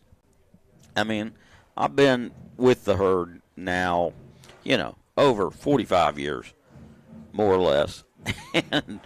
and to imagine a national championship in football was crazy enough for me. And we got 2 of those in the 1AA days. But then to imagine that any of the other teams could win a national championship, Marshall soccer was something you had because you built a soccer pitch and you've also got women's. Yep. And it was kind of they almost dropped it for track. It was track or soccer. And Sam Hood stepped up and built the field that was down beside the Marshall Stadium. And that kept soccer going. And then you added women's soccer. Now you've got a beautiful facility and you've got a team that's ranked in the top 5, which is amazing enough. And they were national champs earlier this spring. So, even if it ends tonight at FAU, it's been a heck of a 2021 for the Marshall soccer program. Yep, should probably sneak into the playoffs or the NCAA tournament. I don't figure those 2 losses will do too much, but could drop them maybe off the 1-seed line or host one less game. Right, yeah, exactly. But, it is tough when you get to the postseason. You never know what's going to happen. This game is a perfect example of that, as they're putting the 3 minutes back on the clock. Now the teams are out here stretching, getting ready. I don't know why they just don't put 23 minutes on and do it that way. But, I'm sure that you're exactly right about Wheeling Park, down 27-7. They've got to feel like they've got to get something going here right away, and both of their quarterbacks are out here warming up right now, as are some of the Highlanders too. But it's a cold night. There's a pretty good wind cutting through, and to be down 20, I'm sure Wheeling Park, that's not a good feeling either. Yeah, and again, this first drive is just going to be crucial. If Wheeling Park can get points, and it's probably going to have to be a touchdown. You get a touchdown and make this a 2-possession football game. It makes Huntington really have to work, and there's pressure then on its first offensive series of needing points and realizing, okay, if we can get another score, it puts pressure back on Wheeling Park. And, right. And so this is why that first drive is so crucial. It doesn't even matter if it's a 7-minute drive. You just got to get points to set the tone, help your defense and get them a little bit of a breather, and then momentum when Huntington has to go back out there on offense. Because Huntington was 1 yard of making this a 34-7 game, and Correct. then Wheeling Park might have been in too deep a hole to climb out of, and but both defenses have really made great adjustments on the run. I mean, both teams just took the ball and stormed to the end zone at first. Huntington ran 2 plays. Laco goes 54 yards, and they're in, and it just takes 6 plays, 64 yards for Wheeling Park to get in, and we were setting just under the 9-minute mark, and it was already a 7-7 game. Huntington answered with another touchdown almost immediately, and then an interception for a touchdown, made it 21-7, and that's when it just kind of evened out. I think part of that, though, was something we didn't talk too much about. They took out number 10, had been getting some pretty good returns, Schleck, and number 4 went in his place, Hawkins, and he and James kind of fumbled the ball and didn't get it out of the area. They were started at 17, and even though they drove all the way to the Huntington 26, they missed on fourth down when they tried to throw it toward the end zone, and Huntington's defense stood. And I think that might have been the changing point in the game, was Huntington felt like, hey, we weathered their best shot, and now we're playing the game the way we like to play. So lights are blinking, things are happening here. Yeah, both teams have finished the warm-up here prior to the start of the second half, so these two teams are ready to roll. Marshall basketball, 16 seconds to go, 92-88. The Herd over on 93.7 The Dog tonight. And how about that? Soccer, 2 goals in 3 minutes. Wow. You're right. What transpired? I wonder who scored first. I'd figure Marshall scored, and then FAU maybe countered quickly to get a point. Yeah, they're at the 80-minute mark, 3-1 now. The Herd still down 2, but does get on the board. That's got to feel positive after being shut out for nearly the whole first half, or the whole game. If you didn't hear Woody's halftime scoreboard update here, too, winner of this football game between Huntington and Wheeling Park is going to get Greenbrier East or George Washington. The George Washington is up 14-0. It was 7-0 at half. They've scored here in the third, so that's an 8-9 matchup. George Washington on the road at Greenbrier East. Wheeling Park has not seen either of those two teams this season, and Huntington has only seen George Washington. So, well, Huntington has had their way with George Washington in games here, but up there it's been a different deal. But this year, a 30-14 win. And, you know, GW is doing all this with their quarterback got hurt. Their backup quarterback got ruled ineligible. But now I heard Fenwick might play tonight. So they thought he'd come back, and it was just possible that he could play tonight. So storyline heading into what could be the second round for George Washington. Absolutely. I just wonder who is pulling the trigger right now. And if Fenwick is back, how fragile is he at that point? Huntington will boot it away left to right. Back for the Patriots is Nathan Schleck and Will James, both standing around the 10-yard line. Park has lost 4 consecutive playoff games. Again, this is the 11th consecutive playoff appearance for Wheeling Park. They've lost 4 in a row. Last year was a forfeit out of the playoffs to 10-seed Princeton. So if you want to count that as a loss, it's 5 losses in a row. 5 times in a row, Park has not been able to make it out of the first round of the playoffs. Trying to change that. Going to need a strong second half as II boots a high kick that's fielded by Schleck around the 18-yard line. Dancing around the 23s, up past the 25, reverses field, far side, 35, 40, 45, midfield. He's into Huntington territory, still on his feet, 35-30, and Scout Arthur chases him down all the way to the 20-yard line. Went from the near sideline here all the way to the far sideline. And has what an a great incredible return. Yeah, great blocking, and I saw a couple players raise their hands. They didn't want to be called for a block in the back as defenders were just kind of blocking them off with their bodies. But that is a 62-yard return. Exactly what the Patriots needed to begin the second half. Only needing 20 yards to cut into this Highlanders lead. There's going to be a late wide receiver to run onto the field here prior to the first down and 10 from the Huntington 20. It was Keon Stevens as Phillips, the quarterback, takes the snap. He gives it to Nixon running left. Nixon's got a crease, jukes back toward the middle of the field, down inside the 10. He's got a first down to the 7. Finally wrapped up by Tyree Smith and David Bradshaw. They hadn't been running the ball very much, and they broke a big one there. First and goal from the 7. Phillips out of the pistol. Now we'll pause and look over to the sideline for the play call. Just over 30 seconds in to this second half. 3 wide to the far side. Ball on the near hash mark. Quarterback Phillips takes the snap, turns around, hands it to Nixon running right. Nixon cuts back up middle, still on his feet, down inside the 5. He gets to around the 4-yard line. Might have slipped as well. No, Waynick and Smith make the stop. Yeah, it looked like he did slip a bit. Down to about the 4, so gain of 3. Second down and goal. 4 yards needed for the Patriots, trailing by 20 points, 27-7. First drive of the second half. Set up by a big return. Second and goal from the 4. Same formation. Phillips takes the snap, hands it off to Nixon. Nixon finds a crease. He's into the end zone, and the Patriots strike early in this second half. Hunter Nixon from 4 yards out makes it 27-13. Donovan Garrett had a hold of his jersey, but all he got was a ride from about the 1-yard line to a couple yards in the end zone. All set up by Nathan Schleck's special teams play. The return of 62 yards. Set up Park at the 20-yard line. 3 plays, 20 yards for the Patriots to strike early in the third. Extra point on the way from Aiden Forget. Low snap. They get it down, and the extra point is good. A minute and 24 seconds into the second half, and the Patriots get a must-needed touchdown. Woody and I touched on it. The first drive is going to be crucial for Wheeling Park, and it gets it.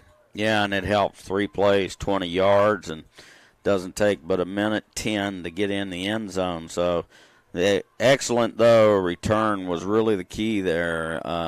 Schleck has been close to doing that all night, and if Scout Arthur really made an amazing tackle because he ran him down from about this sideline to the far sideline once he saw the play was going the other way. I think Huntington's got to do a better job of staying in our lanes going down on the kickoff because everybody came right over as soon as he caught it over here on our side of the field, and he ran toward the Wheeling Park side of the field.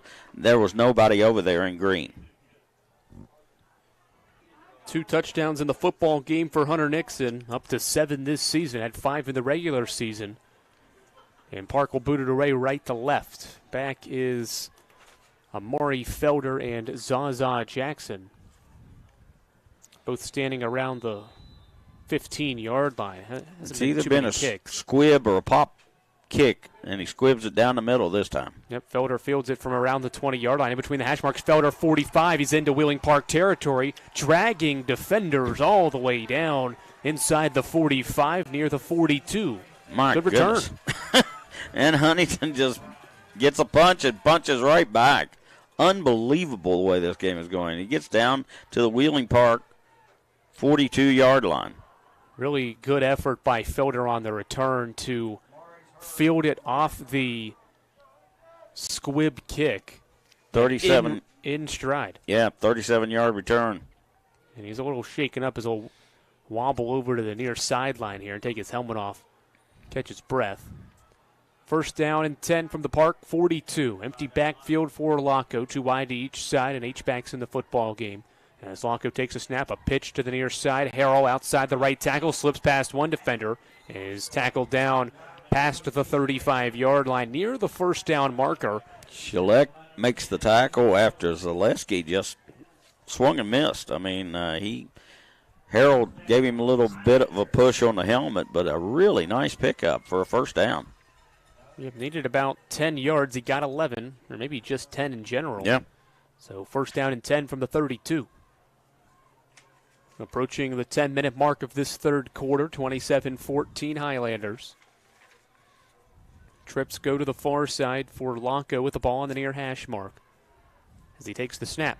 Keeping himself on a read option, still on his feet in between the hash marks, is tripped up. Lost his footing.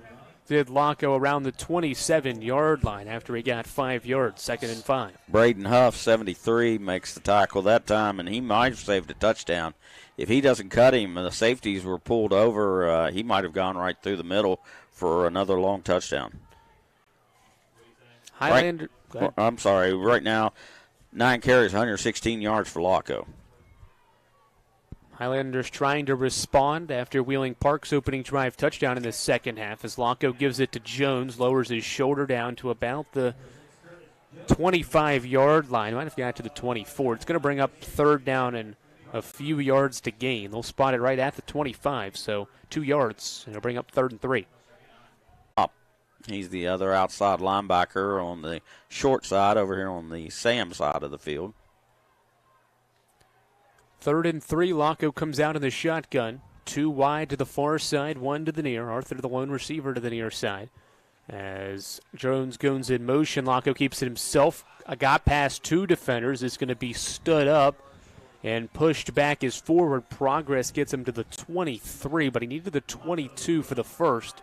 So it's going to bring up 4th down and a yard. 54, Devin Rayford, 5'9", 245-pound defensive tackle. He's a little bit undersized, but he made a big play there. The offense still on the field for the Highlanders. 4th and about a yard. Need to get to the 22. Ball at the 23. 8 minutes and counting left in the third. Lonko's going to come out in the shotgun. 2 wide to the far side. 2 tight ends in the football game. 4th and 1 from the Park 23. Lonko takes the snap. He gives it to Jones, but just as Jones went to get to the line of scrimmage, whistles blow this play dead. There was movement. Looked like to me that maybe Tyree Smith was in there for blocking, and when they didn't snap it on the count, he kind of popped up. I don't know if he stepped or not.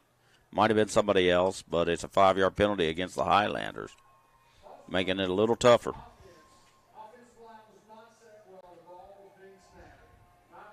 I'll just say the entire offensive line was not set and in sync, so it's going to be 4th down and 6 yards, back to the 28.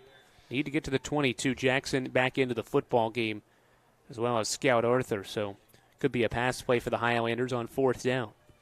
Just second penalty against Huntington, 2 for 10. 7.5 minutes and counting left in the third quarter. 2 wide to each side for Lonko on 4th and 6. He'll throw, rolls out to his left, looking for the deep ball into the end zone. Pass off the hands of Wainick. It's incomplete, and Wheeling Park gets the 4th down stand. Good coverage downfield that time by Will James, and ball thrown a little bit to the inside part of, I think Wainick was looking for it to be a back shoulder throw, and he got a hand on it. We've seen him catch a couple with one hand this year, but not this time. So how about the start to the second half for the Wheeling Park Patriots? 62-yard kick return. They cash it in for 6 on the short field, and the defense able to come up with a stop and turn Huntington over on downs, and the offense takes over. 1st down and 10 from the 28 with 7:22 left in the third. Patriots have the momentum, trailing by 13. As Phillips takes the snap, hands it off to Nixon. Nixon in between the tackles is going to get it up past the 30-yard line to the 31. 3 yards on 1st down. David Bradshaw with the tackle there. See if the Highlanders can bear down and get a stop. 10 carries for Nixon for 34 yards. The penalty on Huntington's opening drive, it was a 4th and 1. The false start makes it 4th and 6, put Huntington in a passing situation that ultimately led to the turnover on downs, as Mundy's going to take the carry running right outside the tackle.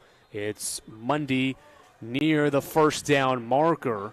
Finally wrestled down by Price, and Felder.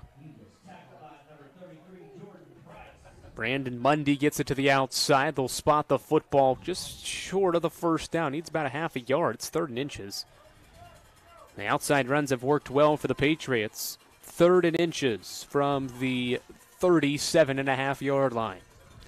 6:15 and counting in this 3rd quarter. Ball on the far hash mark, 3 wide to the near side. Mundy still in at running back. Phillips takes the snap, hands it off to Mundy. He's got a first down and more as he bursts through the hole, and he's up past the 40-yard line to the 44, a first down for the Patriots. Scout Arthur stopped that from being a much bigger play. It's a 7-yard gain as is, but it could have gone for much, much more. Arthur makes the tackle. First down and 10 for Park.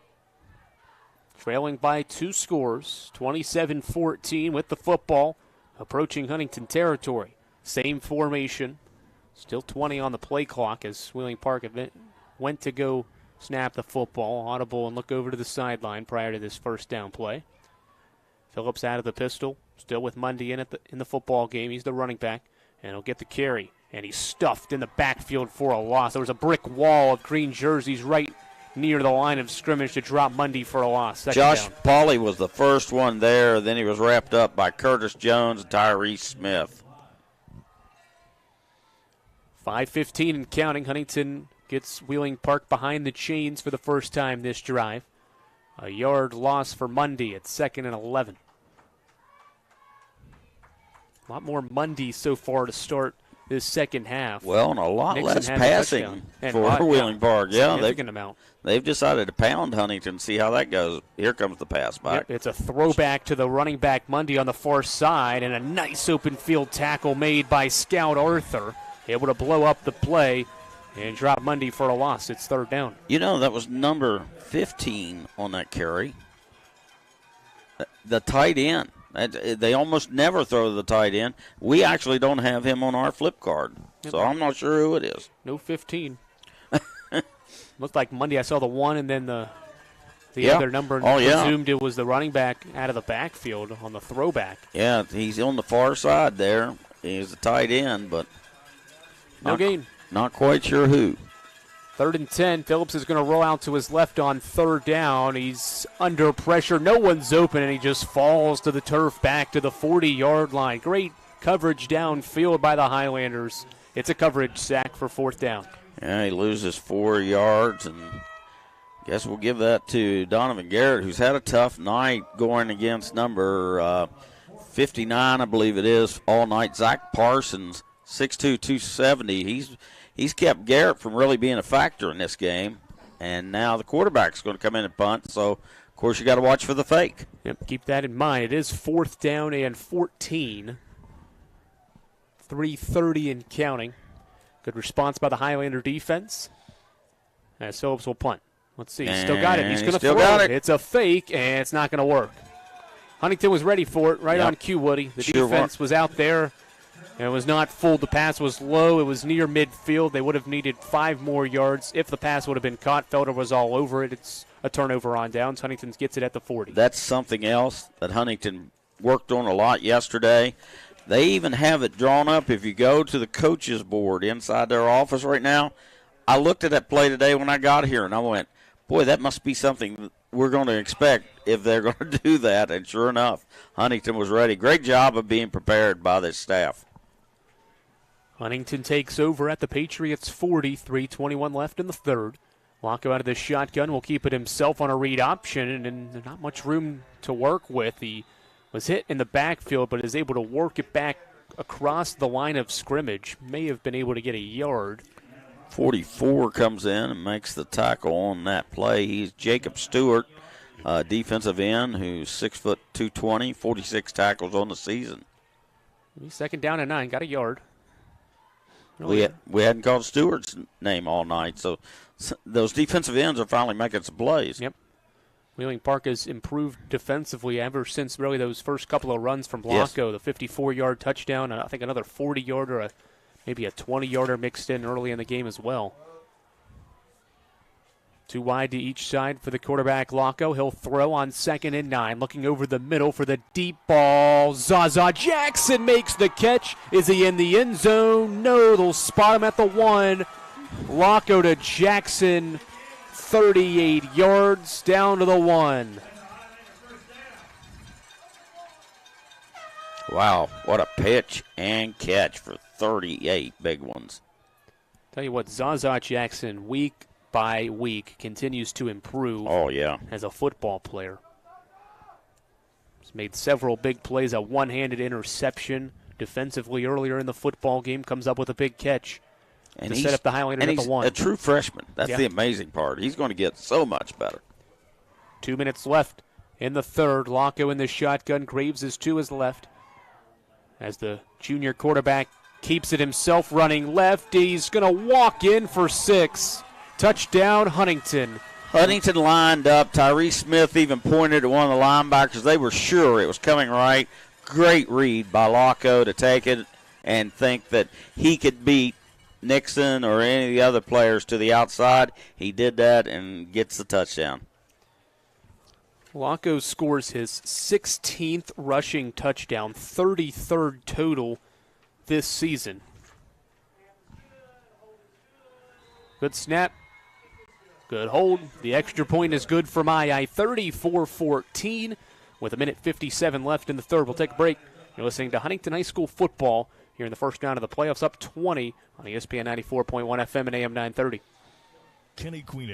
Go places, the all-new Thornhill Toyota on the Thornhill Motor Mile. Your total automotive experience just got better with one of the safest, most dependable lines of vehicles on the market, Toyota. Contact us today and let Thornhill show you what total automotive care is all about.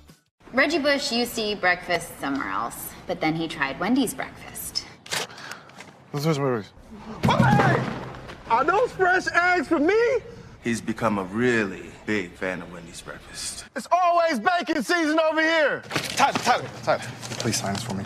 You the man, Tyler. Keep killing those breakfast sandwiches. I appreciate you. I will. Don't sell that online. Choose wisely. Choose Wendy's. Select breakfast croissants, now $1.99. Second rushing. Okay. The other one was Jones rushing.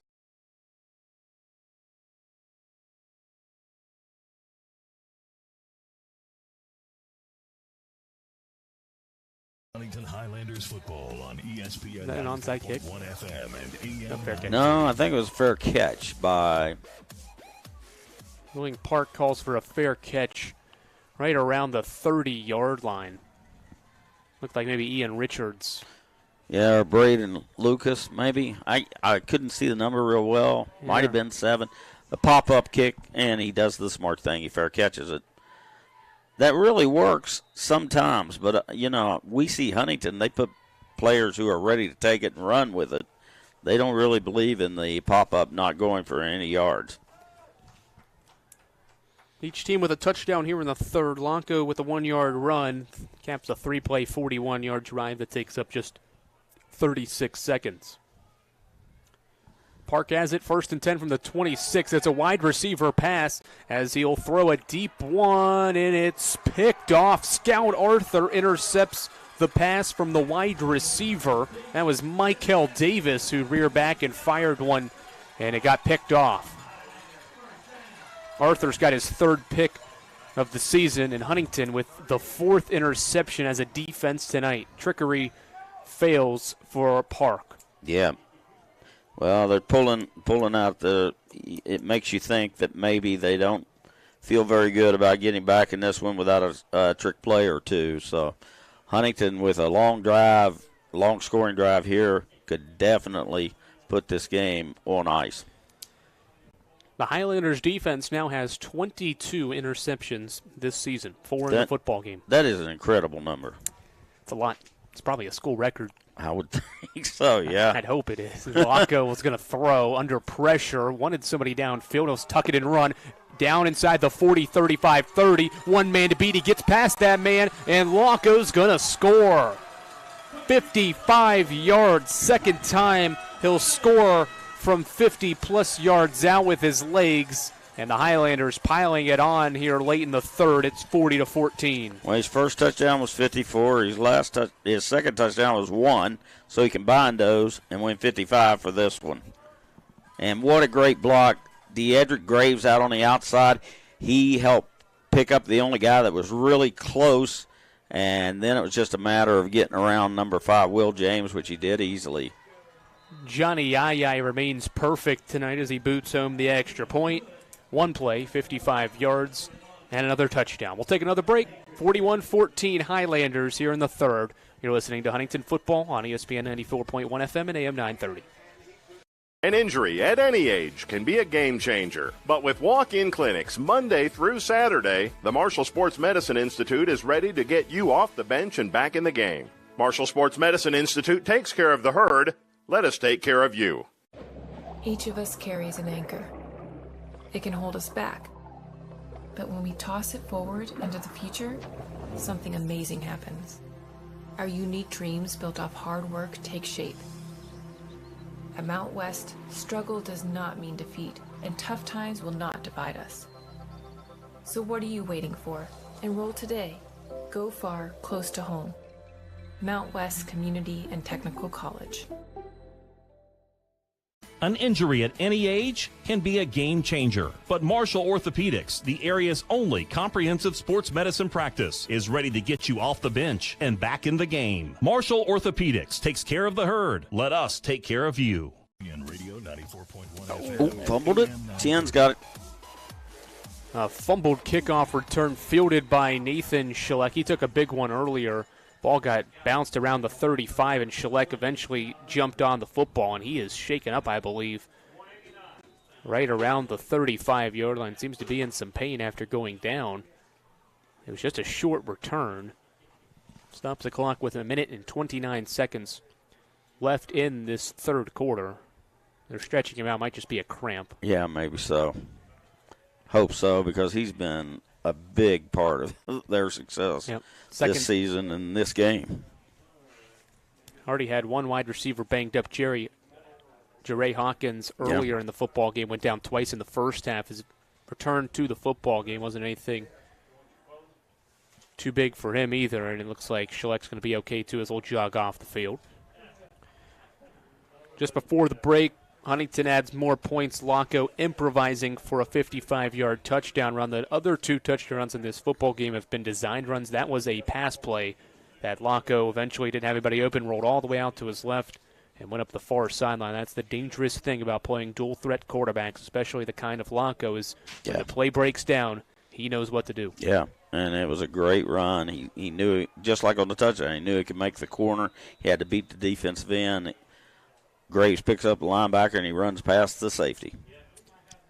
Park trying to answer. Phillips out of the pistol is going to hand it off, and here's a crease for Nixon as he slips past a few tackles. He's into Huntington territory, and Felder cuts him down inside the 40 to around the 37-yard line. So good response from Nixon in the offense. He breaks a big run. Yeah, and that was kind of unbelievable. He hurdled over Zaza Jackson, and then Felder had to make the tackle and save the touchdown. 27-yard run. The give is back to Nixon, and he's down inside the 30 near the 29. Park went quick after the first down play. And let's see, the officials are blowing their whistles here, wanting the clock to stop at a minute 14. I don't know if the clock even ran. They're going to run some more time off here. No, the clock is continuing to run after the officials had blew it dead, and now they're going to blow it dead again. Huntington's got Brody Sipple in the lineup, a defensive tackle. He played there early in the season, had 6 tackles, but he hadn't been there since about game 3. But back in today, they've been on defense a lot. There's no doubt about that.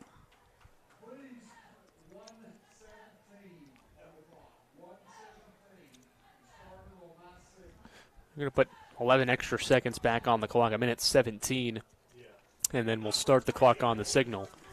Official signal, and the clock continues to run a minute 15, and counting here in the third. Phillips takes the snap, hands it off to Nixon again. Third straight time this drive, Nixon gets the football, and he barrels forward near the first down marker on what was a second down play from the 29. And they're going to stop the clock again here. This might be for a measurement. Yep, they're going to check it. Or First at least, down, never mind. Yep, the eyeball test. Well, Park is acting as if it's a timeout. Huntington was too. Yeah. Both teams headed toward and the ref said, confused. no, come back. We're good to go here at the 26-yard line. First down and 10. 71 yards on 13 carries for Nixon in this game. Same formation, and another play that gives the football to Nixon as he fights forward and is able to give it to about the 25-yard line, just a yard on first down and 10. It'll be 2nd and 9 with about 40 seconds counting left in the third. One more play probably left maybe in this third quarter. Donovan Garrett with a big hit there. Takes him down at the 25. 30 seconds and counting. Phillips out of the pistol will throw. Simple pass to the far side, and Noah Wainick lights up the receiver who does hold on the football, and he makes the catch. Got hit immediately, did Will James, the slot receiver, and he's dropped for a loss. Third down. Big hit by Noah Wainick. They lose 2 yards back to the 27, so it's 3rd and 11. Great timing by Wainick. As soon as James looked upfield, boom, there was Wainick. And Huntington moved just as the third quarter clock expires, which Billy Steele, I think, was saying, hey, that clock was expired, and that's not a flag. They might do a non-timed down here, play here, yeah, because the quarter can't end on a defensive penalty. It was the whistles blew just as that third quarter clock sounded.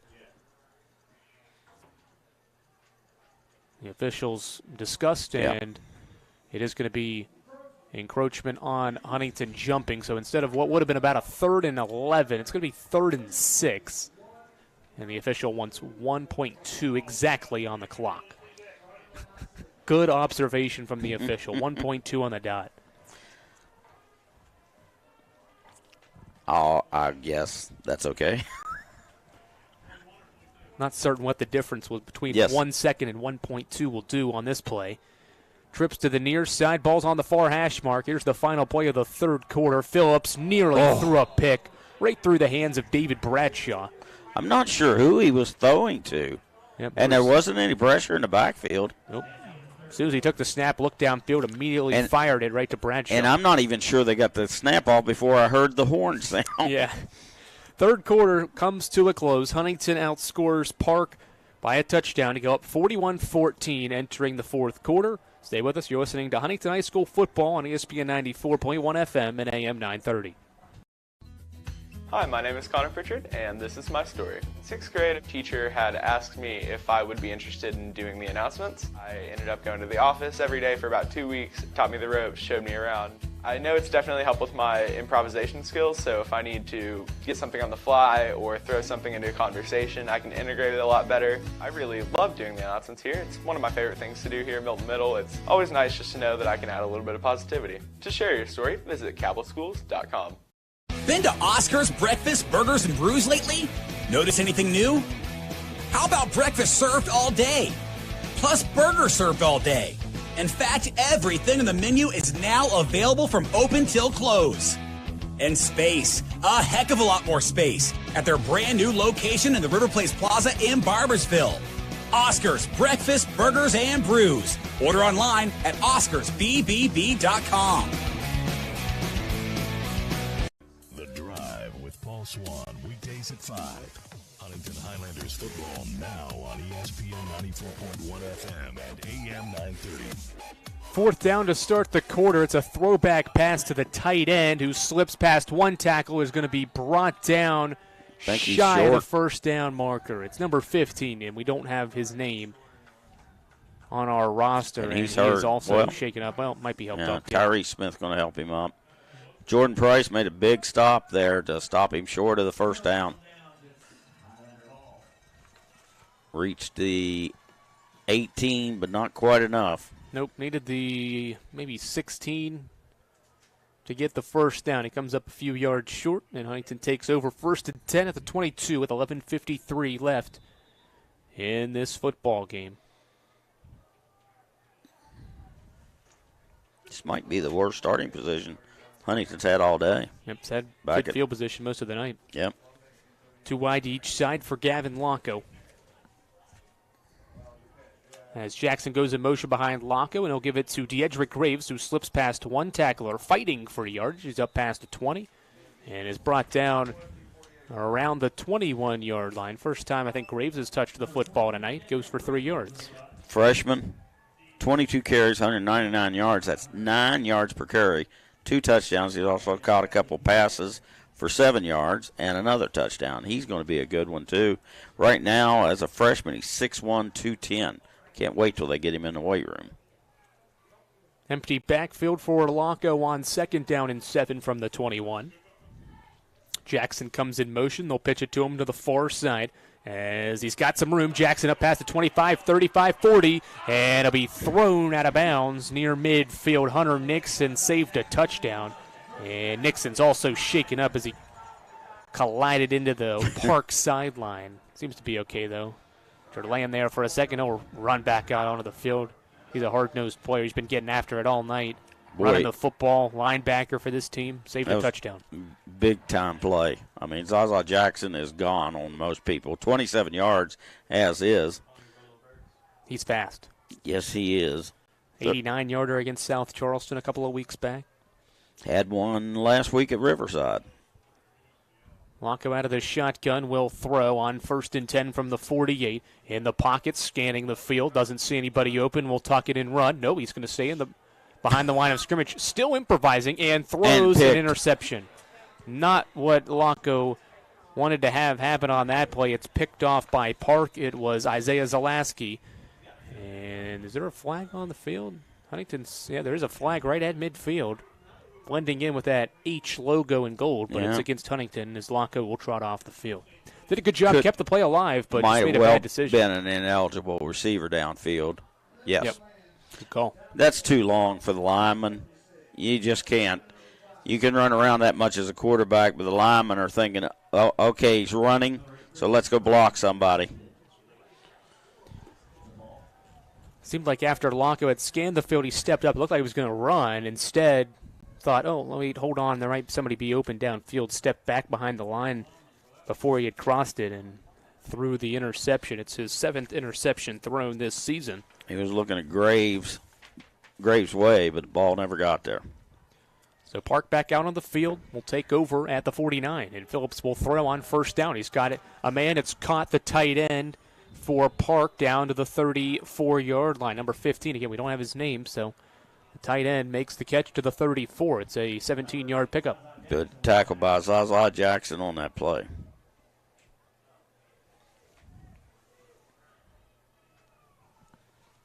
.48 left in this 4th quarter. That is also the tight end's first catch. He's been involved in a lot of plays here in this second half. They utilized more 3 wide receivers and a tight end in the football game as well, as the handoff goes to Mundy on an inside zone. He's going to be stuffed after maybe a yard or 2.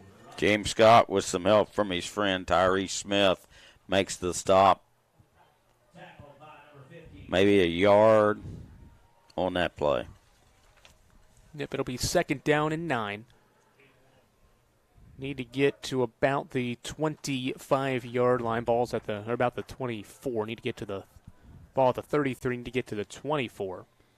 As Phillips will throw, rolls out to his right under pressure. Pump fakes, still rolling out, and he's going to be tripped up from behind. Good play by Curtis Jones to drop the quarterback Phillips behind the line of scrimmage for a loss, 3rd down. Good sack by Jones. He was still looking to throw the ball downfield. He had the receiver down there, number 7. I believe Braden Lucas was trying to get away from maybe Amari Felder, the safety. Loss of 2. Yep, back to the 35. It's 3rd and 11. Need the 24. Does the Patriots for a first. Trips to the far side, balls on the near hash mark. Phillips will throw on 3rd down. Quick pass, it's dropped. It was behind the receiver, Will James. A quick pass from Phillips. James didn't turn around quick enough. It's 4th and 11. Well, he's very lucky because he threw it before his receiver had even turned, and he threw it on the back side, and he was looking on the front side. if that pass had been with a little more air on, I believe we'd just seen Waynick go for another touchdown because he was just waiting for it. 4th and 11, same formation. The Patriots need this one if they want to mount a comeback here, trailing by 27. Phillips out of the pistol will throw on 4th down. Pressure coming. He steps up, and he'll have to run. He lost the football, and he got back on it, but it won't matter because the Highlanders forced the Patriots to turn it over on downs. He picks up about 2 yards on that play, but good pressure by Josh Pauley up the middle, and on the outsides it was Jones and Garrett coming in, forcing him out of the pocket. Highlanders take over at the 34-yard line. 9:11 left in this ball game. Huntington up 41-14, looking for its first playoff win since 2018. So victory over Cabell Midland. Both of these teams have now run. This is their 11th series. There's been short series because of scores, short series because of turnovers. Locko in the offense back out. Handoff goes to Felder. He's dropped in the backfield for a loss. Excellent play by the linebacker Brothers. Brothers has really played tonight. I don't know if it's because Huntington's offense saw a lot of film of Colt Thomas, guy who came in with 93 tackles. Maybe they've been concentrating on him, but Brothers has made probably 8 or 9 tackles, I would think, in the first half or in the game. Felder lost 2 yards back to the 32. 2nd down and 12, 8:40 and counting left in the football game. He's got 12 for 180 now. Locko out of the shotgun. 2 wide to the far side, 1 to the near. Ball's on the near hash mark, and the handoff goes to Edric Graves. Jukes past 1 defender, still on his feet, as he's able to fight forward up past the 35, near the 36. It'll be 3rd down. And that time he did give Colt Thomas a ride as he jumped on his back, but Graves strong enough. Like I said, I can't wait till he's in the weight room for a while. He's clear up to the 36, so a gain of 4. Be 3rd down and 8. Zaza Jackson's back into the football game as Huntington's going to burn as much clock as it can. 20 on the play clock and 7:50 and counting in this 4th quarter. Yeah, absolutely. You got to be smart quarterback now and let the clock go down as far as you can. 2 wide to each side. Locko's in the shotgun for 3rd and 8, and he'll throw in the pocket. Throws over the middle. Pass caught. Scout Arthur takes a hard hit, but he was near the 1st down marker. Near side officials right at the marker. Yeah. The far side officials short.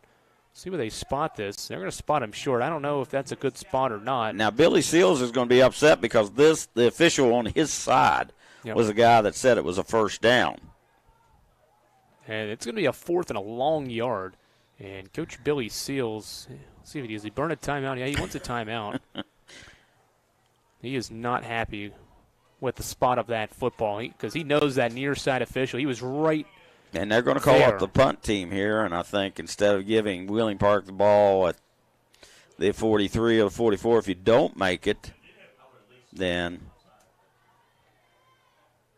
you punt it away and make them go the distance. So it'll be 4th and 1 with 7 minutes and 24 seconds left here in this 4th quarter. A lot of the offense came in the 1st quarter. Huntington has scored a couple of touchdowns here in the 3rd quarter after not scoring a touchdown in the 2nd quarter. Got a couple of field goals from II. Huntington was up 27-7 at the half. 2 touchdowns to 1 from Wheeling Park in the 3rd has helped extend Huntington's lead out to 27 points, 7 points more than it had at the half. It's just hard to believe that 2 officials on a clear catch that was up near the stick somewhere. One guy marked it a yard back. The other guy had it in front of the sticks, and he gave way. That ball was played on the far hash mark, so they went with the far side official's judgment. Fair catch called for and made. Diving effort by the return man, I believe James. Nope, that was Shellek. Back there to field Scout Arthur's punt. He had to step over Cam Vesey, who was ready to lay the lumber on him downfield, down to the 29. A good punt from Scout Arthur, 129 to another.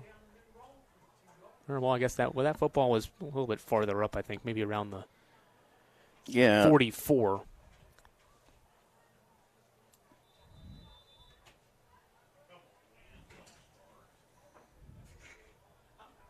So 1st and 10 at the 29, 7:16 left in this 4th quarter. 41-14 Highlanders. 3 wide go to the near side, bunched up. None to the far with Phillips in and the pistol set. He'll pitch it to the running back Nixon. Gets to the outside, lowers the shoulder, takes a hit from Wainick, and is knocked out of bounds, stays in bounds. In fact, gets to the 31. That's a tough 2 yards there. Wainick flipped him up in the air. Important, too, that he stayed in bounds. Will keep this fourth quarter clock winding. That's true. If Wheeling Park wants to hurry here, and we'll try to get some more points on the board. Well, they just, their offense is set up just to look over and check the sign and then check again. They're trying to go a little faster now with only one look, but in the backfield. Nixon on the carry had no running room. Seemed to be the timing was down with the offensive lineman. The tight end never moved until Nixon hit him. And Josh Bally then hit him and drove him into the turf for about a 1 yard loss. So a couple of run plays that go for a yard combined, and it's 3rd and 9. 3 wide to the far side. Nixon still in at running back. Tight end in the football game lined up on the right side of the offensive line. 6 minutes and counting left in this football game. Phillips will throw on 3rd down, dumps it off to Nixon, who makes a one-handed catch, but it's not going to matter because all over it was Jordan Price, or who made a good play, maybe Curtis Jones actually. Yep. Jones makes the play in the backfield. It's 4th down. Yeah. Threw the sideways pass again, and Jones, once he saw what the quarterback was doing, instead of continuing his rush, he headed toward the running back and was able to take him down for a loss of 3 yards. 5:30 and counting. The punt team is on. Noah Wainick's back to field the punt. Jones has really played a great game today. Yep, he's got the touchdown run. Yep. He has done a sensational job. I think it probably was his first sack earlier. Phillips will punt it this time. The quarterback, Wainick, fields it at the 43, runs over a defender, trying to stay on his feet, and will get stood up right at the H logo here at Huntington High School. Braden Lucas tried to tackle the ball as Wainick had it put away pretty well. So Huntington forces a 3-and-out by Wheeling Park and is 5 minutes and 7 seconds away from a playoff victory here in the first round. 25-yard punt, no return. Looking over here at Woody's computer, Bridgeport's a winner tonight, 34-7. So the Indians are either going to get Hurricane or Jefferson. They play tomorrow. Cabell Midland's going to beat South Charleston in a 5-12. University beat Woodrow in a 4-13.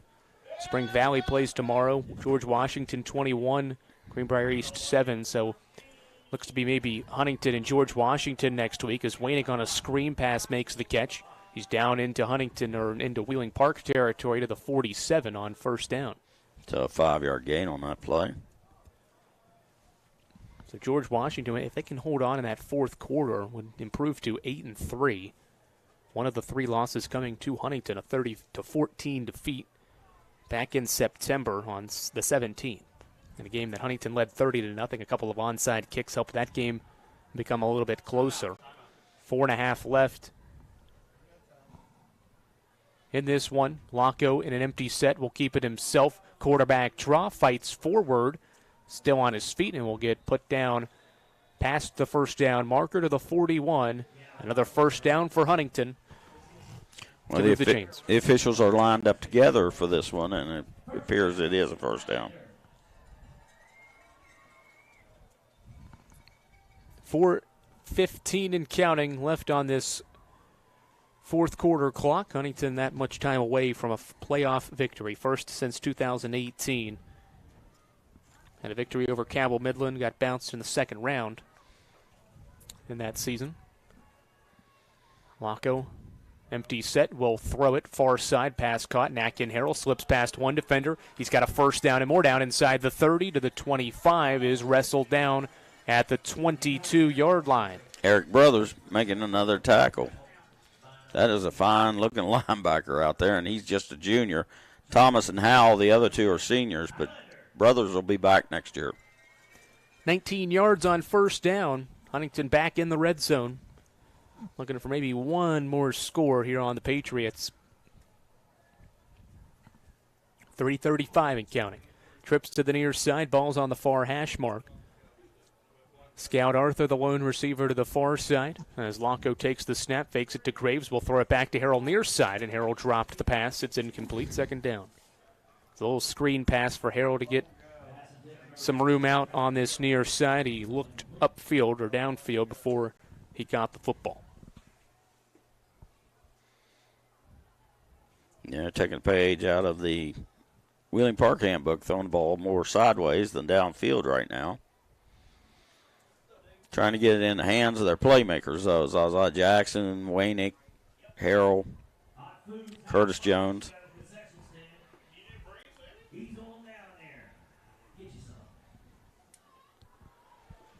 Second down and 10 from the 22. 3:23 left. Lonko takes the snap. He gives it to the freshman Graves, and Graves is going to be stood up around the 20-yard line. Good effort by a couple of white jerseys for the Patriots. It's going to force a third down. Jacob Stewart makes another tackle. The outside linebacker, or the outside defensive end, number 44.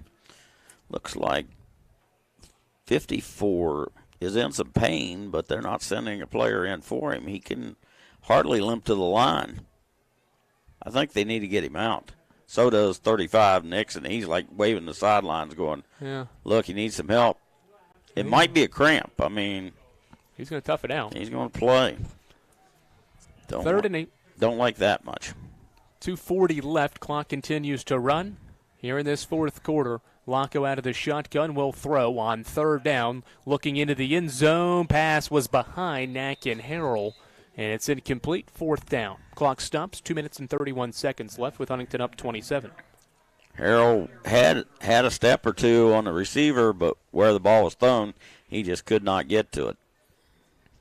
Huntington again in that unfamiliar territory. Not unfamiliar, but in between territory. Could send Ayai out. This is in his range, certainly. Be about a 37-yarder, depending on where he lines up. Yeah. But the offense will remain on the field for 4th and 8. I guess you want to run as much time as you can. Same formation. Lonko will throw on 4th down. In the pocket, throws. It's caught. Noah Waynick down inside the 15, right at the marker. We'll see if the officials agree for a first down. They will. First down, Highlanders to the 11. Wow. Needed the 12. Got the 11. Very nice. 2 catches for 17 yards. For him, Jackson leads the way. 2 catches, 57 yards. Harrell, 2 catches for 46 yards. 2:15 and counting. Play clock's at 25. See if the Highlanders maybe go victory formation here. They're going to send a couple of wide receivers out. Graves is in the backfield to the right of Gavin Lonko, who's in the shotgun. Under 2 minutes left in the fourth. Lonko takes the snap. He gives it to Graves. Graves breaks it out wide and is knocked out of bounds. Down inside the 10, or maybe right at the 10. Nixon pushes him out of bounds. Freshman would have been better served to stay in bounds, not worry about getting the yard. But, you know, you're a running back. That's what you do. You try to get extra yardage. Got a yard. It'll be second down and 9 to gain. First down, he can be picked up at the 1-yard line. Clock stops, minute 55. Well, I would say maybe you might see with another first down they would go. But right now they're still playing some football. Pistol set for Lonko as he takes the snap, hands it off. Curtis Jones down inside the 10-yard line, barrels forward near the 4. It's about 6 yards. It'll be third down. He's wrapped up by Braden Hupp. That's about the third time we've called the big defensive tackle, 6'2", 306. Third and 2, or third and a yard, a long yard or two. It's 5 carries for 14 yards for Graves in the game. Minute 25 and counting. Highlanders knocking on the door, trying to get one last score and put the finishing touches on a first-round home victory over Wheeling Park. Lonko moves Smith to the right of the formation out of the shotgun. Lonko takes the snap. He'll throw. He's got Waynick, who makes the tiptoe catch, still on his feet, and he's going to walk in for 6. And a nice block by Harrell over there on number 9, Zalaski, to get Waynick into the end zone. Lonko's first touchdown pass of the night, 18th this season. continuing to add to what's a school record this season for Laco. It's 47-14 with 60 seconds left in this first-round matchup. And, of course, the record for season yardage picked up is held by Waynick now, or career receiving yards. So he's still having he came into the game with 14:31, and so far in the game he's had 3 catches for 21 yards, so he adds to that total.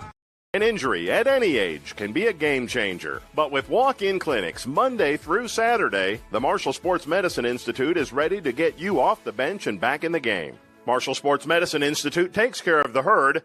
Let us take care of you. Oh no. What's wrong? Our bank just sold our mortgage to a company I've never even heard of before. I didn't understand that was something that could happen. This is an out-of-state company. Well, this isn't a decision we would have made. Looks like our bank made it for us. At Huntington Federal, we never sell the mortgages of those who've entrusted us with something as important as the financing of their home. Now what do we do? I'm going to get online and apply for a new Huntington Federal mortgage today. Huntington Federal. Local then, local now. Let's go places. The all-new Thornhill Toyota on the Thornhill Motor Mile. Your total automotive experience just got better with one of the safest, most dependable lines of vehicles on the market, Toyota. Contact us today and let Thornhill show you what total automotive care is all about. Squib kick that's fielded by Zalaski, I believe. Zalaski's got it up past the 40, and it'll be brought down shy of the 45. Scout Arthur with another tackle on special teams. So Park will take over first down and 10 with 50 seconds left in the game, and they'll have it at the 42-yard line. It's a Wheeling Park team, relatively young. Quarterback is Brett Phillips. He's a junior. Nixon, the running back's a senior. They do get the other running back Monday, or excuse me, he is a senior as well. So both running backs that have carried the football tonight are seniors. Most of the guys on the outside are young. Hawkins, a sophomore. Stevens, a sophomore. James, a junior. Shaleck's the only senior on the outside. Flags fly, false start before this first down play. So you're going to lose Shaleck, Nixon, and Mundy offensively, and then 4 linemen. The only junior, the only non-senior, Mike Hogan, the right guard. So you'll lose a lot up front. Still have several playmakers returning next season for Wheeling Park, a team, again, that is never really just has to rebuild. They seem to just retool and get back into the playoffs again. This was the 11th consecutive playoff appearance. It'll be the 6th consecutive first-round exit. Last season was due to the forfeit. 4 prior years were all losses, 2 to Capital, 1 to Parkersburg, and 1 to George Washington. And that was all after 3 consecutive trips past the first round. Second penalty on Wheeling Park. Huntington also has 2 called on it. Phillips hands it off to Nixon, and Nixon's off to the races. 30, 25, 20. He's going to score. Nixon on a huge run, 63 yards, just scorched the Highlanders defense for 6. Stepped through a tackle at the line and then was just gone. David Bradshaw gave chase for a few yards, but he knew there wasn't anything he could do about that. So because of the 5-yard penalty, it backs it up, and he goes the whole 48 yards on his own. That score won't mean much for the outcome of this football game, but it does end a streak for the Highlanders. Huntington had gone 6 consecutive games without allowing a fourth-quarter point. That ends on that Nixon run. Nixon also gives him 16 carries now for 120 yards, which will look a little better in the stat sheet. Extra point is good. 38 seconds left, 48-21. Huntington still out in front. This will also tie the season total for points allowed in a football game. Gave up 21 to South Charleston on October 22nd. Have given up now 21 points this evening.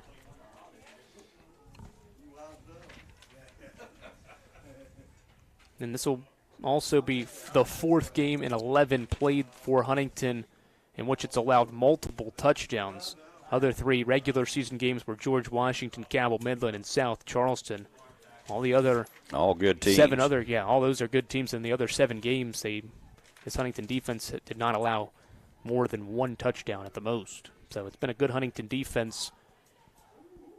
throughout the season, despite a couple of miscues here late. And is probably going to get George Washington. Yep, that's a final. So 21-7, Huntington's going to welcome George Washington here to Huntington High School next Friday night. Little maybe Saturday. MSAC head knocking next week. Be interesting. I hope GW likes to play on a Friday night also. Heard will be out of town, though, so. See if Park wants to try an onside kick. Kicker Forget's out there at the 40. Huntington's expecting one. Lonko's the only D-man. He's back at the 20. What's interesting is this score is almost the exact flip from last year when Park won the game 49-21. Yeah, it's 48-21. Yep. So Huntington has kind of flipped the number in this game. And I guarantee you that was important to these returning players because that was one of the beatdowns they took during the season that they have continued the revenge tour this year. Kick went out of bounds around the 15-yard line, so this will give Huntington good field position. Yeah, revenge tour certainly. This is the sixth opponent Huntington's played this season that defeated them last season. Lost 6 games, have gotten all revenge on all 6 of those teams: Parkersburg, Hurricane, Cabell Midland, Woodrow Wilson, South Charleston, and this Wheeling Park Patriot team. But more on the mind than just revenge for last season's 3-6 record. High hopes to be in Wheeling in 2 weeks. 1st and 10 from the 35, 38 seconds left. Should probably just be one final play, pending Park doesn't want to burn one of or all 3 of their timeouts. Full house set, and Park jumped. It'll be 1st down and 5. 61 up front there for Park. William Lanham just jumped right as Huntington had got set. Yeah, and he wasn't in our top 5 in our sheet, so he's definitely another player just out there. Yep, he's a senior. Getting his final some time in. Action. Full house set. Park ends up with 3 penalties. Lonko takes the snap. He'll take a knee. We'll wait and see if Wheeling Park wants a timeout. I don't think they do as they work their way to midfield with 30 seconds and counting left. That's going to do it here from Bob Sang Stadium. Huntington is going to win their first-round matchup over Wheeling Park 48-21. Wasn't pretty by no means. 48 points is good. The defense was fine, but not a perfect result for the Highlanders, but they get it done and improve their season record to 11-0. Lonko leads the way with 4 touchdowns, 3 with his legs and 1 with his arm. Yeah, he played about as well as he can play. Some long touchdowns in the game, a 55-yarder, 54-yarder, 1-yarder. Spread the ball around pretty well. It threw it 19 times in the game, had the 1 interception, and completed 3 more passes in the second half. So 9 of 19 and just about 130 yards. So that's a really nice game. He also had 183 on the ground. And Zaza Jackson had 33 on 2 carries, 18 yards on 6 carries for Curtis Jones. 7 carries, 5 carries, 14 yards for Deedrick Graves, 2 carries for 18 yards for Nakian Harold. But big plays all around, and this team's got to feel pretty good about getting this first win and moving on in the playoffs. We'll take a break. We'll come back, recap this 48-21 victory for the Huntington Highlanders in the first round here over the 16-seeded Wheeling Park Patriots. Once again, final score 48-21. We'll be back with the postgame show here on ESPN 94.1 FM and AM 930. Bush UC breakfast somewhere else, but then he tried Wendy's breakfast. Hey! Are those fresh eggs for me? He's become a really big fan of Wendy's breakfast. It's always bacon season over here. Tyler, please sign this for me. You the man, Tyler. Keep killing those breakfast sandwiches. I appreciate you. I will. Don't sell that online. Choose wisely. Choose Wendy's. Select breakfast croissants, now $1.99. My name is Deshaun, and I am a success. My name is Braxton, and I'm a success. Friday, I got my spelling words right. P-A-R-T-Y. I was in a math test, and I really didn't get it that well. My teacher, she told me something, and I got it. And I aced the math test, and I was excited. To share your story, visit capitalschools.com. So the herd held on. Injury at any age can be a game changer, but Marshall Orthopedics, the area's only comprehensive sports medicine practice, is ready to get you off the bench and back in the game. Marshall Orthopedics takes care of the herd. Let us take care of you.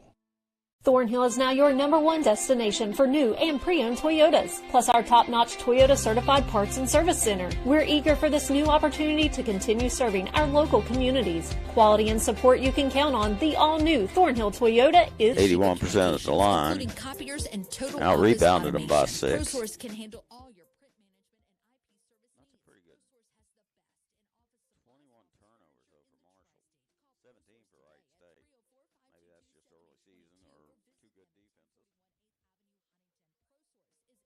Supporter of Huntington Buyer or Kinsey at 22.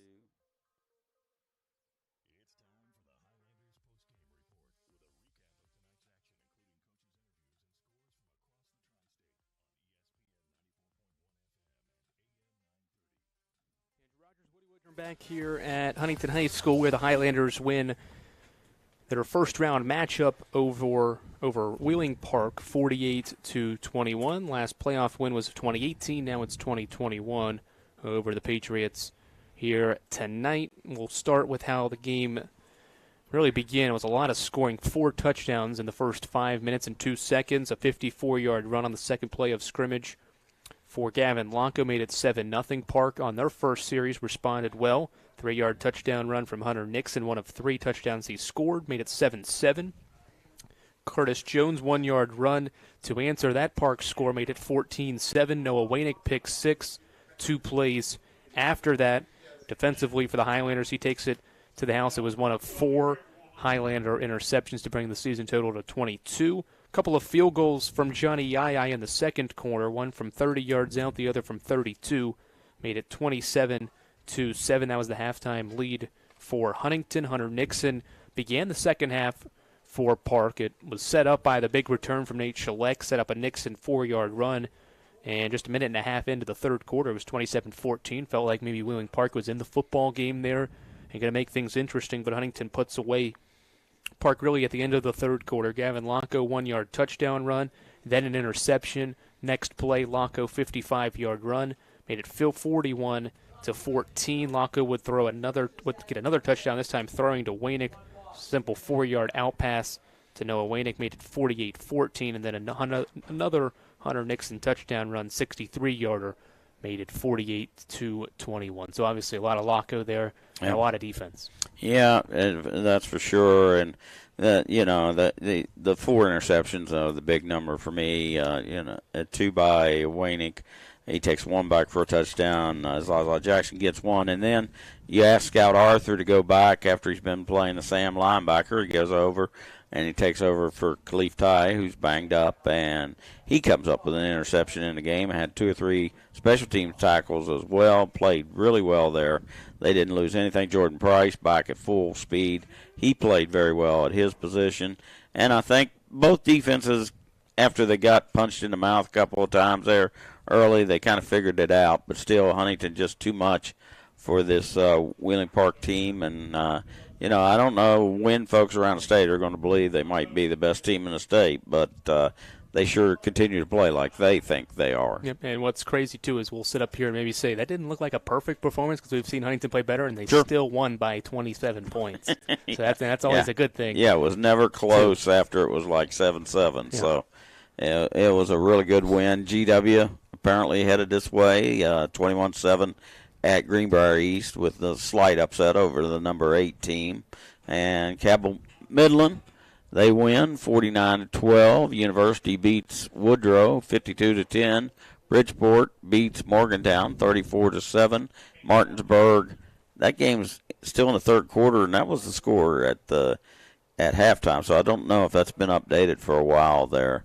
Also, Marshall Soccer falls 3-1 in the Conference USA tournament, and the Herd basketball team has 96-88 win over Wright State for the first win of the year, and Andy Taylor with 15 points, 11 assists, double-double to start the season. Yep.